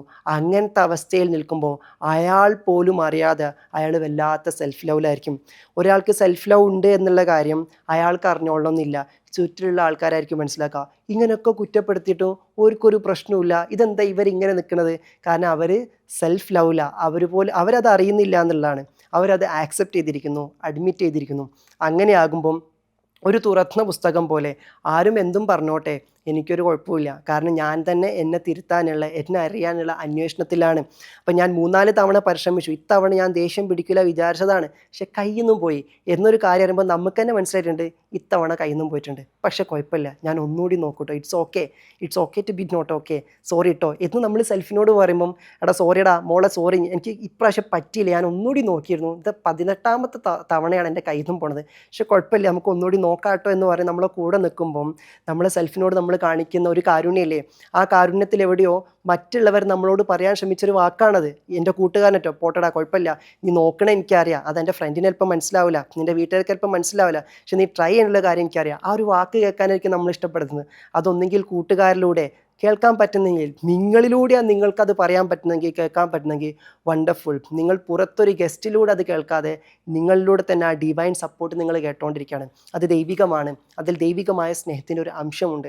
അങ്ങനെ സപ്പോർട്ട് ചെയ്യുന്ന സമയത്താണ് നമ്മൾ ഈ പറഞ്ഞ സെൽഫ് ഫോർഗിവ്നെസ്, ഈ ഓപ്പനൊക്കെ ആയിട്ട് നമ്മൾ പറയണല്ലോ, ഐ ആം സോറി എന്നൊക്കെ നമ്മൾ പറയണല്ലോ, അങ്ങനെ നമുക്ക് നമ്മളോട് ക്ഷമ ചോദിക്കാൻ പറ്റുന്ന ഒരവസ്ഥ കൂടിയാണ്, നമുക്ക് ക്ഷമ കൊടുക്കാൻ പറ്റുന്ന ഒരവസ്ഥ കൂടിയാണ് സെൽഫ് ലവ് എന്ന് പറഞ്ഞാൽ. ഈ അവസ്ഥയിൽ നിന്നുമാണ് ദിവ്യ സ്നേഹത്തിൻ്റെ രഹസ്യം ഒരാൾക്ക് കണ്ടെത്താൻ വേണ്ടി പറ്റുള്ളൂ. അല്ലാതെ ഒരാൾക്കും കണ്ടെത്താൻ വേണ്ടി പറ്റില്ല. ഈ അവസ്ഥയിലാണത് കണ്ടെത്താൻ പറ്റുക എന്ന് മനസ്സിലാക്കിയത് കൊണ്ട് തന്നെ ദിവ്യാനുരാഗികളായിട്ടുള്ള, ദൈവിക സ്നേഹത്തിൻ്റെ മധുരം നുകർന്നിട്ടുള്ള ആത്മജ്ഞാനികളായിട്ടുള്ള പല ആൾക്കാർക്കും ഇതിങ്ങനെയാണ് വർക്കൗട്ട് ആവുക എന്ന് മനസ്സിലാക്കിയത് കൊണ്ട് മറ്റുള്ളവർ അവരുടെ കുറവുകൾ കണ്ടെത്തുന്നതിന് മുന്നേ തന്നെ അവരങ്ങ് അവരുടെ കുറവുകൾ അന്വേഷിച്ചിറങ്ങി. എന്നിട്ട് അവർ പറയുന്നു, ഞാൻ ഒന്നിനും കൊള്ളാത്തവനാണ്, എനിക്കറിയാം, എനിക്ക് എന്തൊക്കെ പോരായ്മകളുണ്ട് എനിക്കറിയാം എന്നതുകൊണ്ട് അവർ വീണ്ടും പറയാം ലോകത്തോട്, ഒന്നുകൂടി എൻ്റെ കുറവുകളുണ്ടെങ്കിൽ പറഞ്ഞു തരോ, ഞാൻ ഏറ്റവും മോശമായിട്ടുള്ള ആളാണ്, എനിക്ക് ഒരുപാട് കുറവുകളുണ്ട്, നിങ്ങൾക്ക് ഇനി എന്തെങ്കിലും കുറവ് പറഞ്ഞു തരാണ്ടോ, ഉണ്ടെങ്കിൽ പറയൂ, ഇനിയുണ്ടോ നിങ്ങൾ പറയൂ. Open four criticism, open four correction എന്ന അവസ്ഥയിൽ അവരിങ്ങനെ തുറന്നിരിക്കുന്ന സമയത്ത് ഇങ്ങനെ ഒരു അവസ്ഥയിലേക്ക് ഒരു മനുഷ്യനെത്തിക്കഴിഞ്ഞാൽ ലോകത്തിൽ അയാളെ കുറ്റപ്പെടുത്താൻ ആരും ഉണ്ടായിരിക്കില്ല. സ്നേഹത്തിലൂടെയാണത് സംഭവിക്കുന്നത്. സ്നേഹത്തിൽ അക്കമ്പനി ചെയ്തുകൊണ്ടിരിക്കുക. എന്നാൽ നമ്മളിൽ പല ആൾക്കാർക്കുണ്ട് ഈ ലോകത്തിലെ ഏറ്റവും ബെടുക്ക് ഞാനാണ്, മറ്റാൾ പറഞ്ഞാൽ അയക്കച്ചെറുക്കനാന്നൊക്കെ പറയില്ല, അതേപോലെ ഏറ്റവും ബെടുക്ക് ഞാനാണ്, എനിക്കാണ് ഏറ്റവും കുറവുകൾ, ഞാൻ എന്താ ഇങ്ങനെ എന്ന് പറഞ്ഞിട്ട് നമ്മളിങ്ങനെ ഓരോ തവണ കുത്തിക്കൊണ്ടിരിക്കുമ്പം ഇത് കറക്റ്റ് ചെയ്യാൻ വേണ്ടിയിട്ടുള്ള കുത്തലല്ല, നമ്മൾ അംഗീകരിക്കാതെ, അഡ്മിറ്റ് ചെയ്യാതെ, ആക്സെപ്റ്റ് ചെയ്യാതെ നമ്മളിങ്ങനെ ക്രൂശിച്ചുകൊണ്ടിരിക്കുകയാണ്. അത് ശരിക്കും പറഞ്ഞാൽ നമ്മൾ സ്വയം നമ്മളെ വധിക്കുന്നതിന് തുല്യമാണ്, നമ്മളെ കൊന്നു കളയണമെന്ന് തുല്യമാണ്, നമ്മളെ വേദനിപ്പിക്കുന്നതിന് തുല്യമാണ്. ഇങ്ങനെ ഒരാൾ ചിന്തിച്ചു കഴിഞ്ഞാൽ അയാളെ പറ്റിയിട്ട് നല്ലത് പറയാൻ ആളുകൾ ചുറ്റിൽ വന്നാൽ പോലും അയാൾ ആ നന്മ എടുക്കുന്നതിന് പകരം അതിലുള്ള കുറവുകൾ എടുത്തിട്ട് സ്വയത്തെ ഇങ്ങനെ തല്ലി വേദനിപ്പിച്ചുകൊണ്ടേയിരിക്കും. അങ്ങനെ ഒരിക്കലും നമ്മളെ വേദനിപ്പിക്കരുത്. കാരണം നമ്മളുടെ ശരീരം എന്ന് പറഞ്ഞാൽ, നമ്മുടെ മനസ്സ് എന്ന് പറഞ്ഞാൽ ദിവ്യരഹസ്യത്തിൻ്റെ കേന്ദ്രമാകുന്നു. ഇതൊരു സംശുദ്ധമായ കലവറയാകുന്നു, ഒരു ഇടമാകുന്നു. അതൊരു പക്ഷേ ഇത്രക്കും ഡിവൈനായിട്ടുള്ള അല്ലെങ്കിൽ ഇത്രക്കും രഹസ്യം നിറഞ്ഞു കിടക്കുന്ന ഒരു വജ്രത്തിന് മീതെ കുറച്ച് പൊടി ഇങ്ങനെ പിടിച്ചെടുക്കുമ്പം ആ പൊടിയാണ് ഈ സംഭവങ്ങളൊക്കെ. ഈ പൊടി കണ്ടെത്തൽ നമ്മുടെ ആവശ്യമാണ്. ഈ പൊടി ഇങ്ങനെ തുടച്ച് മാറ്റുന്നതിലൂടെ മാത്രമേ നമുക്ക് പ്രകാശം കണ്ടെത്താൻ വേണ്ടി പറ്റുള്ളൂ. കത്തിജ്വലിക്കുന്ന, വെട്ടിത്തിളങ്ങുന്ന വജ്രം നമുക്ക് കണ്ടെത്താൻ വേണ്ടി പറ്റുള്ളൂ. അപ്പോൾ ആ പൊടി ഓരോന്നും നമ്മൾ അതിൻ്റെ ഡെപ്ത് മനസ്സിലാക്കുമ്പോൾ ഇത്ര ആഴത്തിലുണ്ടല്ലേ എന്ന് ഇതങ്ങ് ചുരണ്ടി കളയട്ടെ എന്ന് കരുതിയിട്ട് കണ്ടെത്തുന്തോറും നമ്മൾക്ക് വഴി നടത്തലായിട്ട് മാറാണ്. അല്ലാണ്ട് നമ്മളിങ്ങനെ നോക്കിയിട്ട് ഇവിടെ മുഴുവൻ ഇരുട്ടാണല്ലോ, എനിക്കൊന്നും കാണാൻ പറ്റുന്നില്ലല്ലോ, ഇവിടെ ഒന്നും ഇല്ലാലോ എന്ന് പറയുമ്പോൾ ഒന്ന് വെളിച്ചം വരട്ടെ, ഒന്ന് ലൈറ്റ് ഓണാക്കി നോക്കിയാലല്ലേ ഇവിടെ എന്താന്ന് കാണാൻ വേണ്ടി പറ്റുക. അപ്പോൾ ഈ ഇരുട്ട് നീങ്ങുന്നതിൻ്റെ തൊട്ട് മുന്നിലുണ്ടായിരിക്കാം നിങ്ങൾ തിരഞ്ഞു നടന്നിട്ടുള്ള നിധി എന്ന് പറയുന്നത്. അപ്പോൾ ദൈവിക സ്നേഹത്തിൻ്റെ secrets of divine love begins with understanding your self, accepting your self, admitting your self. അതിലൂടെ മാത്രമേ നമുക്ക് നമ്മളെ കണ്ടെത്താൻ വേണ്ടി പറ്റുള്ളൂ. പല ആൾക്കാരും ഞാൻ ഈ യാത്രയിലൂടെ പോകുമ്പം പറഞ്ഞത് കേൾക്കാറുണ്ട്, I want to find myself, I want to find myself. നിങ്ങൾക്ക് തോന്നുന്നുണ്ടോ നിങ്ങളിലുള്ള കുറവുകളുടെ തലങ്ങൾ, നിങ്ങളിലെ ഷാഡോ സെൽഫിൻ്റെ നെഗറ്റീവ് ഷെയ്ഡുകൾ എന്തൊക്കെയാണെന്ന് തിരിച്ചറിഞ്ഞിട്ടല്ലാതെ നിങ്ങൾക്ക് നിങ്ങളെ കണ്ടെത്താൻ പറ്റുന്നത്? പക്ഷെ നമ്മളിലെ നമ്മളെ കണ്ടെത്തണമെന്ന് നമ്മൾ കൊതിക്കുന്ന സമയം മുതൽ നമ്മളല്ലാത്ത നമ്മളിലെ വേർഷൻസ് ഒക്കെ നമുക്കിങ്ങനെ റിഫ്ലക്റ്റ് ചെയ്ത് കാണിച്ചു തന്നുകൊണ്ടിരിക്കുമ്പം അതോട് കൂടിയിട്ട് ഇതെന്താ ഇങ്ങനെ, ഞാൻ എന്താ അങ്ങനെ എന്നും പറഞ്ഞിട്ട് ഒരു മൂലയിൽ നമ്മൾ ഒതുങ്ങിയിരിക്കുകയാണെങ്കിൽ നിങ്ങൾ ആത്മാർത്ഥമായിട്ടല്ല നിങ്ങളെ കണ്ടെത്തണമെന്ന് പറഞ്ഞത്. ഇതിനു മുന്നേ ഒരു റൂമി നൈറ്റിൽ ഞാൻ സംസാരിക്കുമ്പം പറഞ്ഞിട്ടുണ്ടായിരുന്നു, പാർട്ടിസിപ്പൻസിനോട് ഞാൻ പറഞ്ഞിട്ടുണ്ടായിരുന്നു, ഒരു റൂമി നൈറ്റിൽ നിങ്ങൾ ദൈവത്തോട് ചോദിക്കുകയാണ്, ദൈവമേ എനിക്ക് നിന്നെ അറിയണം എന്ന് ചോദിക്കുന്ന സമയം മുതൽ നാളെ മുതൽ നിങ്ങൾക്ക് ലക്ഷൂറിയസ് ലൈഫായിരിക്കും എന്നാണ് നിങ്ങൾ ചിന്തിക്കുന്നത്. നിങ്ങൾ ചോദിക്കുന്നത് BMW കാറല്ല, നിങ്ങൾ ചോദിക്കുന്നത് മണിമാളികയല്ല. മണിമാളികയും സ്വർഗവും പ്രപഞ്ചവും അതിലുള്ള സർവ്വചരാചരങ്ങളെയും സൃഷ്ടിച്ച് പരിപാലിച്ചിരിക്കുന്നവനെ അറിയണം എന്നാണ് പറഞ്ഞത്. രഹസ്യത്തിന് പിറകിലെ രഹസ്യത്തെ അറിയണം എന്നാണ് ചോദിക്കുന്നത്. ആ ചോദ്യം മുതൽ നിങ്ങൾക്ക് ഏറ്റവും കൂടുതൽ കടുത്ത പരീക്ഷണങ്ങളായിരിക്കും. കാരണം ആ കടമ്പ കടന്ന് നീ അവിടെ എത്തണമെങ്കിൽ, നിങ്ങൾക്ക് അടുത്തൊരു വർഷം കൊണ്ട് 10 കോടി രൂപ സമ്പാദിക്കണമെങ്കിൽ അതിൻ്റേതായിട്ടുള്ള പ്രയത്നം ഉണ്ടായിരിക്കും. അത് നിങ്ങൾ 100 കോടിയാണെങ്കിലോ ഉദ്ദേശിച്ചതെങ്കിൽ പ്രയത്നം കൂടുതലായിരിക്കും, ഒരുപാട് പരിശ്രമിക്കേണ്ടി വരും. നിങ്ങൾ 10,000 കോടിയാണെങ്കിലും അടുത്തൊരു വർഷത്തേക്ക് ചോദിച്ചത് അതിന് കൂടുതൽ പരിശ്രമിക്കേണ്ടി വരും. അതിനുണ്ടാകുന്ന റിസ്കുകളും ചലഞ്ചുകളും കൂടുതലായിരിക്കും. ഇതിനൊക്കെ മീതിയായിട്ടുള്ള നിന്നെ എനിക്കറിയണമെന്ന് ചോദിച്ചു കഴിഞ്ഞാൽ ഉടനെ തന്നെ സ്നേഹത്തോടു കൂടി ദൈവം ഇങ്ങനെ വന്നിട്ട് ഇത് അറിഞ്ഞോളൂ എന്ന് പറയുന്നതിൻ്റെ ഭാഗമായിട്ട് നിങ്ങൾക്ക് അറിയിക്കലിന് വേണ്ടിയിട്ട് നിങ്ങൾ എന്തൊക്കെ അറിയണം. അപ്പോൾ ദൈവത്തെ ഒരാൾക്ക് അറിയണമെന്ന് കൊതിക്കുമ്പോൾ ആ നിമിഷത്തിൽ 10 ടൈംസ് ആയിട്ട് അറിയിക്കണമെന്ന് ദൈവം ആഗ്രഹിക്കുന്നുണ്ട്. നിങ്ങൾ ചിന്തിക്കുകയാണ്, ദൈവമേ എനിക്ക് നിന്നെ അറിയണം, ഇതിന് പിറകിലുള്ള പൊരുൾ അറിയണം എന്ന് നീ ചിന്തിക്കുമ്പം നീ ദൈവത്തിലേക്ക് ഒരു അടി വെച്ചിരിക്കുകയാണ്. ദൈവത്തിലേക്ക് ഒരു അടി വെക്കുന്നവനിലേക്ക് ദൈവം 10 അടി ഓടി വരുന്ന പറഞ്ഞുകൊണ്ടിരിക്കുന്നത്. അപ്പോൾ 10x ദൈവം ഇങ്ങോട്ട് നമ്മളിലേക്ക് ഇറങ്ങി വരാൻ എന്ത് ചെയ്യണത്, കൊതിച്ചുകൊണ്ടിരിക്കുന്നത്. അങ്ങനെ കൊതിച്ചുകൊണ്ടിരിക്കുന്ന ദൈവം നമ്മളിലേക്ക് അടുക്കാൻ കൊതിക്കുന്നതിൻ്റെ ഭാഗമായിട്ട് എന്താ സംഭവിപ്പിക്കണത്? നിനക്ക് എന്നെ അറിയണമെങ്കിൽ ആദ്യം നീ നിന്നെ അറിയണം. നിന്നെ എങ്ങനെ അറിയണം? എന്നെ അറിയിച്ചു തരുന്ന ഒരു തലം നിൻ്റെ ഉള്ളിലുണ്ട്. അതിനെ നീ അറിയണം. അതിനെ നിനക്ക് കിട്ടണമെങ്കിൽ എന്നെ അറിയിക്കുന്നതിൽ നിന്നും നിന്നെ വ്യതിചലിപ്പിക്കുന്ന ഒരു തലം കൂടിയുണ്ട്. ഇത് രണ്ടും നീ അറിയണം. ഇത് രണ്ടും അറിഞ്ഞിട്ട് വ്യതിചലിപ്പിക്കുന്നതിനെ നീ തിരുത്തുന്നതിലൂടെ എന്നെ അറിയുന്നതിലേക്ക് നീ അടുത്തോണ്ടേയിരിക്കും. അങ്ങനെ അടുത്തടുത്ത് വരുന്നതിനനുസരിച്ചിട്ട് നിനക്ക് എന്നെ അറിയാൻ വേണ്ടി പറ്റും. അത് ഓരോരുത്തരുടെ മനസ്സിൻ്റെ വലുപ്പവും ഡെഡിക്കേഷൻ്റെ ഡെപ്തിനും ഒക്കെ അനുസരിച്ചിട്ടായിരിക്കും ഓരോരുത്തരും ഓരോ തലത്തിൽ ദൈവത്തെ അറിയുന്നത്. അപ്പോൾ ആ ചോദ്യം ആത്മാർത്ഥമായിരുന്നെങ്കിൽ, നിങ്ങളുടെ ആ ചോദ്യം വളരെ ഹൃദയം തട്ടിയിട്ടുള്ളതാണെങ്കിൽ അതിലേക്ക് നിങ്ങളെ പരിശീലിപ്പിച്ചുകൊണ്ടേയിരിക്കും. അപ്പോൾ നിങ്ങൾക്ക് ടെസ്റ്റുകൾ വന്നുകൊണ്ടിരിക്കും, ചില പ്രയാസങ്ങൾ വന്നുകൊണ്ടിരിക്കും. ഈ പ്രയാസങ്ങളൊക്കെ നമ്മൾ പിന്നിട്ട് മുന്നോട്ട് പോകുമ്പോൾ, അതൊക്കെ നേരിട്ട് മുന്നോട്ട് പോകുന്ന സമയത്ത് ഒരു കാര്യം നമുക്ക് മനസ്സിലാവും, നമുക്ക് നമ്മളോടുള്ള ഇഷ്ടം കൂടിയിട്ടുണ്ടായിരിക്കും, നമ്മളിലുള്ള കോൺഫിഡൻസ് കൂടിയിട്ടുണ്ടായിരിക്കും. അങ്ങനെ സെൽഫ് ഫോർഗീവ്നെസ്സും സെൽഫ് ലവും സെൽഫ് അപ്രീസിയേഷനും സെൽഫ് ഗ്രാറ്റിറ്റ്യൂഡൊക്കെ സംഭവിക്കുന്നതിലൂടെ തന്നെയായിരിക്കും നമ്മൾ ഡിവൈൻ സ്പേസ് അറിഞ്ഞുകൊണ്ടിരിക്കുക. അപ്പം നമ്മളെ നിഷേധിച്ചുകൊണ്ട് ഒരിക്കലും നമുക്ക് ദൈവത്തെ കണ്ടെത്താൻ വേണ്ടി പറ്റില്ല. നമ്മളെ അംഗീകരിച്ചുകൊണ്ട് നമ്മൾ ഉൾക്കൊണ്ട് തന്നെയാണ് നമുക്ക് ദൈവത്തെ കണ്ടെത്താൻ വേണ്ടി പറ്റുക. റൂമിയുടെ ഗുരു തെബരീസിയോട് ചോദിക്കുന്നുണ്ട്, എങ്ങനെയാണ് നല്ലൊരു ഗുരുവിനെ നമുക്ക് മനസ്സിലാക്കാൻ പറ്റുക, എങ്ങനെയാണ് നല്ലൊരു ടീച്ചറെ നമുക്ക് കണ്ടെത്താൻ വേണ്ടി പറ്റുക, ഒരു മാസ്റ്ററെ കണ്ടെത്താൻ പറ്റാം. അപ്പോൾ തെബ്രീസി റൂമിക്ക് പറഞ്ഞു കൊടുക്കുന്നുണ്ട്, ഒരു യഥാർത്ഥമായിട്ടുള്ള ഉദാത്തമായിട്ടുള്ള ജ്ഞാനിയായിട്ടുള്ള ഗുരു നിന്നെ സ്നേഹിക്കാൻ പഠിപ്പിക്കും, നിൻ്റെ ഫാനാക്കി നിന്നെ മാറ്റും, നിന്നിലേക്ക് തന്നെ നിന്നെ തിരിപ്പിച്ചുകൊണ്ടിരിക്കും. എന്നാൽ ഒരു സാത്വികനല്ലാത്ത ഒരു ഫേക്കായിട്ടുള്ള ടീച്ചറാണെങ്കിൽ അയാളെങ്ങനെ പിന്തുടരാൻ പറഞ്ഞുകൊണ്ടിരിക്കും. പിന്തുടരുക, ഫോളോവറായിട്ട് നീ മാറിക്കൊണ്ടേയിരിക്കും, നീ നിൻ്റെ ഫോളോവർ ആകൂല. അപ്പം നിൻ്റെ ഉള്ളിൽ നിനക്ക് ഫോളോ ചെയ്യാനുള്ള ദൃഷ്ടാന്തങ്ങൾ സംഭവിപ്പിക്കുന്ന നാഥനെ നിനക്ക് കണ്ടെത്തണമെങ്കിൽ നീ നിൻ്റെ നാദം ഇഷ്ടപ്പെട്ടു തുടങ്ങണം, നീ നിൻ്റെ നാദം ആസ്വദിച്ചു തുടങ്ങണം. അപ്പോൾ മാത്രമേ നിനക്കത് കണ്ടെത്താൻ വേണ്ടി പറ്റുള്ളൂ എന്നാണ് തെബരീസി റൂമിയോട് പറയുന്നത് എന്നുള്ള. അപ്പോൾ അതുപോലെ നമുക്ക് നമ്മളിലൂടെ മാത്രമേ അത് കണ്ടെത്താൻ വേണ്ടി പറ്റുള്ളൂ. ഇതിങ്ങനെ കേട്ടോണ്ടിരിക്കുമ്പം നിങ്ങൾ നിങ്ങളെയാ കേൾക്കണത്, എൻ്റെ ശബ്ദമാണെന്നുള്ളൂ, പക്ഷെ എൻ്റെ നാദത്തിലും നിങ്ങളുടെ നാദമാണ് നിങ്ങൾ കേട്ടോണ്ടിരിക്കണത്. നിങ്ങളുടെ നാഥനെയാണ് നിങ്ങൾ അറിഞ്ഞുകൊണ്ടിരിക്കുന്നത്. നിങ്ങളുടെ എന്ന് ഞാൻ പ്രത്യേകം പറയാണ്. എൻ്റെതും നിങ്ങളുടേതും ഒക്കെ ഒന്നാണെങ്കിൽ തന്നെ നിങ്ങളുടേതായി അറിയുമ്പോഴാണ് നിങ്ങൾക്ക് ഇഷ്ടം ഉണ്ടാവുക. എൻ്റെ നാഥനെ ഞാൻ അറിഞ്ഞ പോലെ ഞാൻ പറയുമ്പോൾ എനിക്ക് അത് ഇഷ്ടം ഉണ്ടാവുള്ളൂ. നിങ്ങളുടെ നാഥനെ നിങ്ങൾ അറിയേണ്ട പോലെ നിങ്ങൾ അറിയുമ്പോൾ മാത്രമേ നിങ്ങൾക്ക് നാഥനെയും എന്നെയും നിങ്ങളെയും ഇഷ്ടപ്പെടാൻ വേണ്ടി പറ്റുള്ളൂ. അപ്പോൾ എൻ്റേത് തന്നെയായിരിക്കണം നിങ്ങളുടേത് എന്ന് വാശി പിടിക്കാതിരിക്കണമെങ്കിൽ എൻ്റേതായതിനെ ഞാൻ കണ്ടെത്താനുള്ള യാത്രയിലൂടെ പോകുന്നവർക്ക് മാത്രമേ അവരുടേതായതിനെ അവർക്കും കണ്ടെത്താൻ വേണ്ടിയിട്ട് അവരെ സഹായിക്കാൻ വേണ്ടി പറ്റുള്ളൂ. അപ്പോൾ ഇതാണ് അതിൻ്റെ രഹസ്യം. അപ്പം നമ്മൾക്കുള്ളിൽ നിന്നും കൊണ്ട് തന്നെ നമ്മളെ അറിയുന്നതിലൂടെ തന്നെയാണ് ആ രഹസ്യം നമുക്ക് തുറന്ന് കിട്ടുന്നത്. അതുകൊണ്ട് നിങ്ങളുടെ എല്ലാ വേർഷൻസിനെയും അറിയാൻ നിങ്ങൾ എന്ത് ചെയ്യുക, പരിശ്രമിച്ചുകൊണ്ടിരിക്കുക. നിങ്ങളുടെ എല്ലാ കുറവുകളെയും നിങ്ങൾ എന്ത് ചെയ്യുക, ആക്സെപ്റ്റ് ചെയ്യാനൊരു മനോഭാവം ഉണ്ടാക്കിയെടുക്കാം. അങ്ങനെ ഉണ്ടാക്കുന്നതിലൂടെ നമുക്ക് പെട്ടെന്ന് നമ്മളെ തിരുത്താൻ വേണ്ടി പറ്റും. ചില കാര്യങ്ങൾ തിരുത്താൻ നമ്മൾ തയ്യാറാവാതെ അങ്ങനെ സംഭവിക്കണതേ എനിക്കിഷ്ടമില്ല, ആരെങ്കിലും എൻ്റെ ഡ്രസ്സിനെ പറ്റി എന്തെങ്കിലും പറഞ്ഞത്, ആരെങ്കിലും എൻ്റെ സംസാരത്തിൻ്റെ ടോണിനെ പറ്റി എന്തെങ്കിലും പറഞ്ഞത്, ആരെങ്കിലും എൻ്റെ ഹാൻഡ് റൈറ്റിങ്ങിനെ പറ്റി എന്തെങ്കിലും പറഞ്ഞത്, അതെനിക്ക് ചിന്തിക്കാനേ പറ്റൂല എന്ന് നിഷേധാത്മക ഭാവത്തിലിരുന്നു കൊണ്ടിട്ട് നമ്മൾ മുന്നോട്ട് പോവുകയാണെങ്കിൽ നമ്മളൊരു കൂട്ടത്തിലെത്തുമ്പം നമ്മളെ നിഷേധിക്കുകയാണ്. നമ്മളെ കമ്പനി ചെയ്യണില്ലേ, ഇവിടെ ആരെങ്കിലും എന്നെ ജഡ്ജ് ചെയ്യോ എന്ന് ചിന്തിക്കുമ്പോൾ ഈ കുറവുള്ളവൻ്റെ കൂടെ നടക്കാൻ എനിക്ക് ഇഷ്ടമേ അല്ല. എന്നാൽ അങ്ങനെയല്ല, എത്ര കുറവുള്ളവനാണെങ്കിലും നിൻ്റെ കൂടെ നടക്കാൻ ഇഷ്ടപ്പെടുന്നവനാകുന്നു നാഥൻ.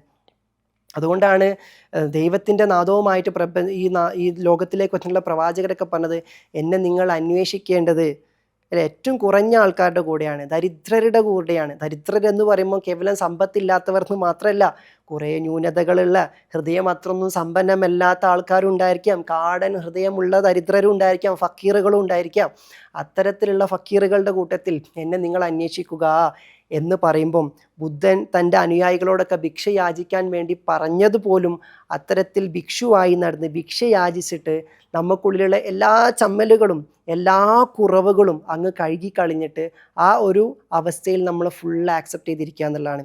ഈ തലത്തിലെത്തുമ്പോഴാണ് സീക്രട്സ് ഓഫ് ഡിവൈൻ ലവ് നമുക്ക് റിവീൽ ചെയ്യുക. ഒരിക്കലും divine love divine love number 1, divine love number 2 എന്ന് പറഞ്ഞിട്ട് അറിയുന്ന ഒരു പരിപാടിയില്ല. അങ്ങനെ നമുക്ക് പറയാം, തിയറിറ്റിക്കലി പറയാമെങ്കിൽ കൂടി നമ്മളിലുള്ള, നമ്മളോടുള്ള വെളിച്ചത്തോടുള്ള, നമ്മളിൽ ആ തലത്തെ നമ്മളിങ്ങനെ ഇഷ്ടപ്പെട്ട് തുടങ്ങുന്നതിലൂടെയാണ് നമ്മൾക്ക് ദൈവത്തിൻ്റെ ഇഷ്ടം സമ്പാദിക്കാൻ വേണ്ടി പറ്റുക. ചിലർ ചോദിക്കാറുണ്ട്, എങ്ങനെയാണ് ദൈവത്തിന് എന്നോട് ഇഷ്ടമുണ്ടോ എന്ന് എനിക്ക് മനസ്സിലാക്കുക? നിൻ്റെ കുറവുകളൊക്കെ ഉണ്ടായിട്ടും നിന്നെ ഇഷ്ടപ്പെടാൻ പറ്റുന്നുണ്ടെങ്കിൽ കാരുണ്യവാനായിട്ടുള്ള ദൈവത്തിൻ്റെ ബോധത്തിലാണ് നീ. കാരണം നീ എത്ര തവണ കുറ്റങ്ങൾ, കുറവുകൾ സംഭവിക്കുമ്പോഴും മുകളിലുള്ളവൻ വീണ്ടും ഒരു കുറുമ്പ് ഒപ്പിച്ചിട്ടുണ്ട് അല്ലേ, ഒരു വികൃതി ഒപ്പിച്ചിട്ടുണ്ട് അല്ലേ, കാണിച്ചു തരാം എന്ന് പറഞ്ഞൊരു രക്ഷിതാവിൻ്റെ ഭാവമില്ലേ? നിങ്ങളെ സ്വന്തം കുട്ടി വികൃതി കാണിക്കുമ്പോൾ, കുറുമ്പ് കാണിക്കുമ്പോൾ നിങ്ങൾക്ക് എന്താ ഫീൽ ചെയ്തുകൊണ്ടിരിക്കുന്നത്? ആ ഭാവത്തിൽ നിങ്ങൾക്ക് നിങ്ങളെ നോക്കിക്കാണാൻ പറ്റുന്നുണ്ടെങ്കിൽ ഞാൻ പറയുന്നു, നിങ്ങൾ ദൈവത്തിൻ്റെ കാരുണ്യത്തിൽ തന്നെയാണെന്നുള്ള. ആ കാരുണ്യം എങ്ങനെ കണ്ടുകൊണ്ടിരിക്കുമ്പം ഒരാൾക്ക് മാറാതിരിക്കാൻ വേണ്ടി പറ്റില്ല. അതുകൊണ്ട് ആദ്യം നിങ്ങൾക്കൊന്ന് കാരുണ്യം കൊടുക്കൂ. നിങ്ങൾ കൊടുത്തു തുടങ്ങുമ്പം ലോകത്തിൽ ആരും നിങ്ങൾക്ക് കാരുണ്യം തന്നിട്ടില്ലെങ്കിലും ഒരു പരാതി ഉണ്ടായിരിക്കില്ല. പക്ഷെ അവിടുന്ന് അങ്ങോട്ട് അങ്ങനെ ആയിരിക്കില്ല. ലോകം മുഴുവൻ നിങ്ങൾക്ക് കാരുണ്യം കൊണ്ട് ചൊരിയാൻ തയ്യാറായി വരും. അങ്ങനെ ലോകം മുഴുവൻ കാരുണ്യം തന്നുകൊണ്ടിരിക്കുമ്പോഴും നിങ്ങൾ നോക്കുന്നത് കാരുണ്യത്തിൽ നിന്നും വ്യതിചലിച്ചു പോകുന്ന എന്തെങ്കിലും ഇനിയും എന്നിൽ തിരുത്താനുണ്ടോ? അതായിരിക്കും നമ്മൾ ചോദിച്ചുകൊണ്ടിരിക്കുക. ആ ഒരു അന്വേഷണ ബോധത്തിലേക്ക് നമ്മളെത്തുമ്പം എത്ര ബ്യൂട്ടിഫുള്ളി അലൈൻഡ് ആയിരിക്കും നമ്മുടെ യാത്ര എന്ന് മനസ്സിലാക്കാം. ഇങ്ങനെയാണ് നമ്മൾ വെളിച്ചത്തെ പുണരുന്നത്. ഇങ്ങനെയാണ് ആത്മജ്ഞാനത്തിലൂടെ ദിവ്യജ്ഞാനം കരഗതമാക്കുന്നവരുടെ കൂട്ടത്തിലേക്ക്, സ്വയത്തെ അറിയുന്നതിലൂടെ ദൈവത്തെ അറിയുന്നവരുടെ കൂട്ടത്തിലേക്ക് നമ്മൾ എത്തുന്നത്. അങ്ങനെ ദൈവത്തെ നമ്മൾ പുറത്തു പോയിട്ട് എങ്ങനെയോ അറിയുക എന്നുള്ളതല്ല, ദൈവത്തെ സ്നേഹിക്കുക എന്ന് പറയുന്നത് നമ്മുടെ മനസ്സിലാണ് സംഭവിക്കുന്നത് ഈ ഭൂമിയിൽ ജീവിക്കുമ്പോൾ, അല്ലേ? അപ്പോൾ നമ്മുടെ ഉള്ളിൽ നിന്നാണ് നമ്മളത് ആസ്വദിക്കുന്നത്. അപ്പോൾ നമ്മുടെ ശരീരവും നമ്മുടെ മനസ്സും പള്ളിയായിട്ട് മാറണം, ക്ഷേത്രമായിട്ട് മാറണം, കഅബയായിട്ട് മാറണം, വിശുദ്ധ ഗേഹമായിട്ട് മാറണം. അങ്ങനെ മാറണമെങ്കിൽ നമ്മൾക്ക് ഒരു വുളൂ എടുക്കേണ്ടി വരും, ഒരു അബ്ലൂഷൻ എടുക്കേണ്ടി വരും, ഒരു ശുദ്ധീകരണം നടക്കേണ്ടി വരും, പൊടി തട്ടേണ്ടി വരും എന്നുള്ളതാണ്. അപ്പം ആ പൊടി തട്ടിക്കളയണമെങ്കിൽ, ആ ശുദ്ധീകരണം നടക്കണമെങ്കിൽ എന്താണ് ശുദ്ധിയാക്കേണ്ടത് നമുക്കറിയണം. അപ്പം നമ്മൾ നോക്കി നടക്കണ്ടേ? നിങ്ങളുടെ കയ്യിലേക്ക് ഒരു വിശുദ്ധ ഗേഹം തന്നിട്ട് പറയാണ്, ഈ വിശുദ്ധ ഗേഹത്തെ നിങ്ങൾ ശുദ്ധമായിട്ട് സൂക്ഷിക്കുക, ഇതിലെ പൊടിയൊക്കെ തട്ടിക്കളിയാന്ന് പറഞ്ഞാൽ നിങ്ങൾ എന്താ നോക്കിയിരിക്കുക? മടിയനായ തൊഴിലാളിയെ പോലെ ഒരു പൊടിയും ഇല്ലെങ്കിൽ വെറുതെ ഇരിക്കായിരുന്നു എന്നാണോ? അല്ല, കിട്ടിയ ചാൻസാണ്. വേഗം പോയിട്ട് ഏതെങ്കിലും ഒരു ഭാഗം എവിടെയെങ്കിലും പൊടി ഉണ്ടെങ്കിൽ അതൊന്നും തട്ടിയാൽ നന്നായിരുന്നു എന്ന രൂപേണ നമ്മൾ പൊടി അന്വേഷിക്കും. എന്തിനാ പൊടി അന്വേഷിക്കേണ്ടത്? പൊടിയോടുള്ള മടുപ്പിനപ്പുറത്തേക്കും ഈ വിശുദ്ധമായ ഗേഹം ശുദ്ധിയാക്കുമ്പോൾ അതിനൊരു പ്രത്യേകതയുണ്ട്. അപ്പോൾ ആ ശുദ്ധീകരണത്തിൽ നമുക്കൊരു ആസ്വാദനമുണ്ട് എന്നുള്ളതാണ്. ചിലർ പറയാറുണ്ട്, മക്കളൊക്കെ ഉണ്ടാവുകയാണെങ്കിൽ അവരൊന്ന് കുളിപ്പിക്കാമായിരുന്നു, എന്ത് രസമായിരിക്കൂലേ എന്ന് പറയാറുണ്ട്.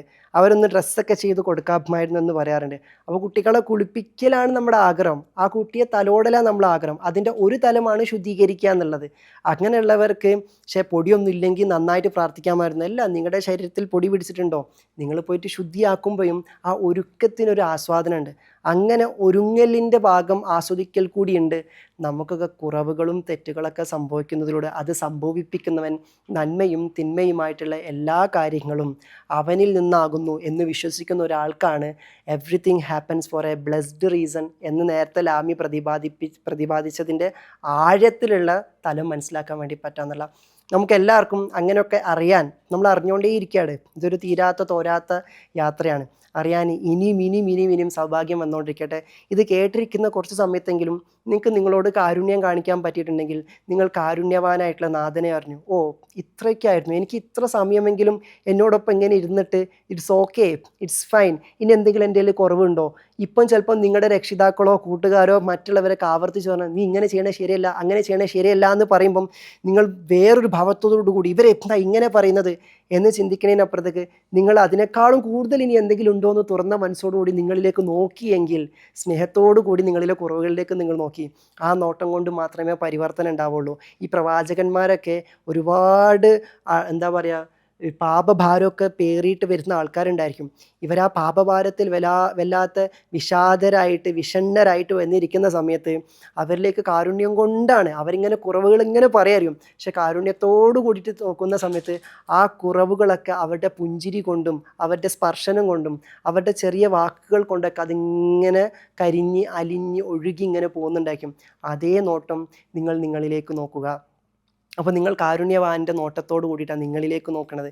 അങ്ങനെ നോക്കാൻ പരിശീലിച്ച് കഴിഞ്ഞാൽ നിങ്ങളിലെ കുറവുകൾ പോലും നാണിച്ചു പോകും. ഇവൻ കണ്ടുപിടിച്ചല്ലോ ഞാൻ ഇങ്ങനെ വലിയൊരു പ്രശ്നക്കാരനായിട്ട്, വലിയ ഇങ്ങനത്തെ ബുദ്ധിമുട്ടിക്കുന്ന ഒരു ക്വാളിറ്റി ആയിട്ട് ഇവൻ്റെ കൂടെ കൂടിയത് ഇതിലേക്ക് എത്തിക്കാനായിരുന്നു.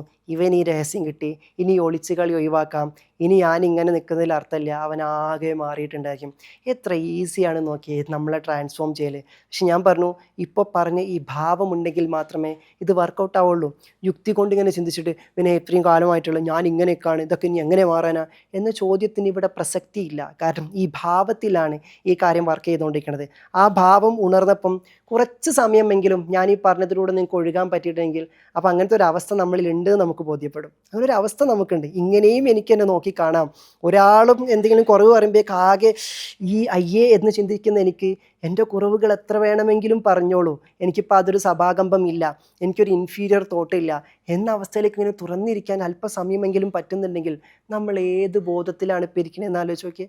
നമ്മുടെ കോൺഷ്യസ്നെസ് എത്ര എക്സ്പാൻഡ് ചെയ്തിട്ടാണ് ഇരിക്കണതെന്ന് ആലോചിച്ച് നോക്കിയേ. അങ്ങനെയുള്ള ഒരാളെ സംബന്ധിച്ചിടത്തോളം ഞാൻ ജഡ്ജ് ചെയ്യപ്പെടുമോ എന്നൊരു ഭയമില്ല. കാരണം എന്നെ ജഡ്ജ് ചെയ്യാൻ അധിപനായ ഒരാളുണ്ട്, അവന് മാത്രം എന്നെ ജഡ്ജ് ചെയ്യാനുള്ള അവകാശമുള്ളൂ. ബാക്കിയുള്ളവരൊക്കെ എത്ര വേണമെങ്കിലും ചെയ്തോട്ടെ, എനിക്കൊരു കുഴപ്പവുമില്ല എന്ന അവസ്ഥയിലിരിക്കുന്ന സമയത്ത് ഫീലിംഗ് പുച്ഛമല്ല അത്, ഫീലിംഗ് ഓപ്പൺനെസ് ആണത്. അങ്ങനെ ആയിട്ട് നമ്മൾ മാറുമ്പം നമ്മൾ ഒരാളെ തിരുത്താൻ പോകുമ്പോൾ പോലും നമ്മൾ തിരുത്തുന്നത് അവർക്ക് ഭയങ്കര ഇഷ്ടമായിരിക്കും. നമ്മൾ തിരുത്തുന്നത് അവർക്ക് ഭയങ്കര ഇഷ്ടമായിരിക്കും. ഞാൻ എന്ന പാരൻ്റ് തിരുത്തി കൊടുക്കേണ്ടത് എൻ്റെ കുട്ടിക്ക് ഇഷ്ടമാണോ, അല്ലെങ്കിൽ ഉപ്പ എപ്പോഴും ഉപദേശമായിട്ടാണ് വരാപ്പം വരും എന്തെങ്കിലുമൊക്കെ ഉപദേശമായിട്ട് എന്ന അവസ്ഥയിൽ നിന്ന് മാറിയിട്ട് നമ്മൾ തിരുത്തുന്നത് അവർക്ക് ഇഷ്ടമായിട്ട് എന്നുകൊണ്ടിരിക്കും. നമ്മളൊന്നും തിരുത്താൻ പോകുന്നില്ലെങ്കിൽ അവർക്ക് സങ്കടം, എന്താ എന്നെ തിരുത്താനിപ്പം വരാത്തത്, എന്താണ് എൻ്റെ തെറ്റുകൾ ചൂണ്ടിക്കാണിക്കാത്തത്, ഇതെന്താ എനിക്ക് തിരുത്തി തരാത്തത് എന്ന അവസ്ഥയിൽ നമുക്ക് ഖേദമുണ്ടാകുന്ന സങ്കടമുണ്ടാകുന്ന ഇടത്തൊക്കെ നടക്കുന്നത് ആ ഡിവൈൻ ലവിൻ്റെ സീക്രട്ടാണ് അവിടെ റിഫ്ലക്റ്റ് ചെയ്തുകൊണ്ടിരിക്കുന്നത്. അത്തരത്തിലൊന്ന് നിങ്ങൾ ആസ്വദിക്കുക, നിങ്ങൾ അറിയുക, നിങ്ങളോടൊപ്പം സഞ്ചരിക്കുക, ഒരു കമ്പാനിയനെ പോലെ നിങ്ങൾ സഞ്ചരിച്ചുകൊണ്ടിരിക്കുക.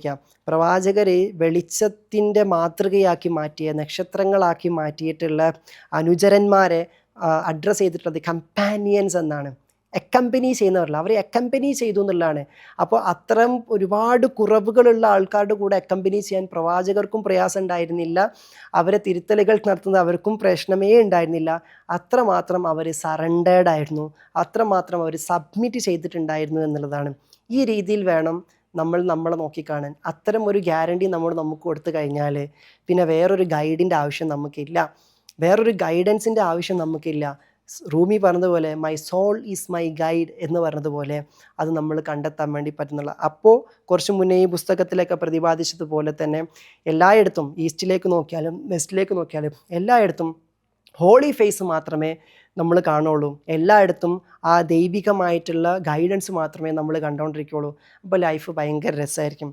അപ്പോൾ ഈ അൽഹംദുലില്ലാഹി അലാ കുല്ലി ഹാൽ എന്ന് പറയുന്ന അവസ്ഥയിൽ നമുക്കിന്ന് സുഖമായിട്ടിരിക്കാൻ വേണ്ടി പറ്റും. എല്ലാവർക്കും അങ്ങനെ എലവേറ്റ് ചെയ്യാൻ വേണ്ടി പറ്റട്ടെ എന്ന് ഒരിക്കൽ കൂടി ആശംസിക്കുന്നു, പ്രാർത്ഥിക്കുന്നു. അടുത്ത വീക്കിൽ നമുക്ക് വീണ്ടും കാണാം.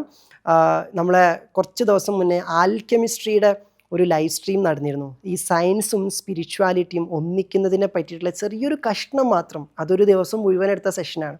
അപ്പോൾ അതിൻ്റെ ഒരു ചെറിയ ലൈവ് സ്ട്രീം നമ്മൾ നടത്തിയത്. അപ്പോൾ അതിൻ്റെ റെക്കോർഡിങ്സ് എനിക്ക് തോന്നുന്നു 3 ദിവസത്തേക്കാണ് യൂട്യൂബിൽ നമ്മൾ അവൈലബിൾ ആക്കിയിട്ടുള്ളത്. ഐ ഹോപ്പ് ഇന്നുകൂടി ഉണ്ടാവാനുള്ള സാധ്യത ഉണ്ട്. അപ്പോൾ നിങ്ങൾക്ക് ആരെങ്കിലും അത് കണ്ടിട്ടില്ലെങ്കിൽ അതെന്തായാലും കാണാൻ വേണ്ടി ശ്രമിക്കുക എന്ന് ഞാൻ ഒന്നുകൂടി ഉണർത്താണ്.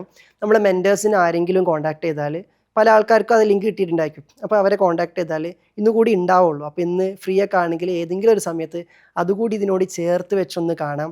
നമ്മുടെ യുക്തിയും നമ്മുടെ ആത്മബോധവും തത്വബോധവും തത്വജ്ഞാനത്തിൻ്റെ തലവും കൂടി സമ്മേളിക്കുമ്പം സയൻസ് ആൻഡ് സ്പിരിച്വാലിറ്റി ബ്ലെൻഡ് ചെയ്യുന്ന ഒരിടത്ത് നമുക്ക് ശരിക്ക് ആ രഹസ്യം കണ്ടെത്താൻ വേണ്ടി പറ്റും.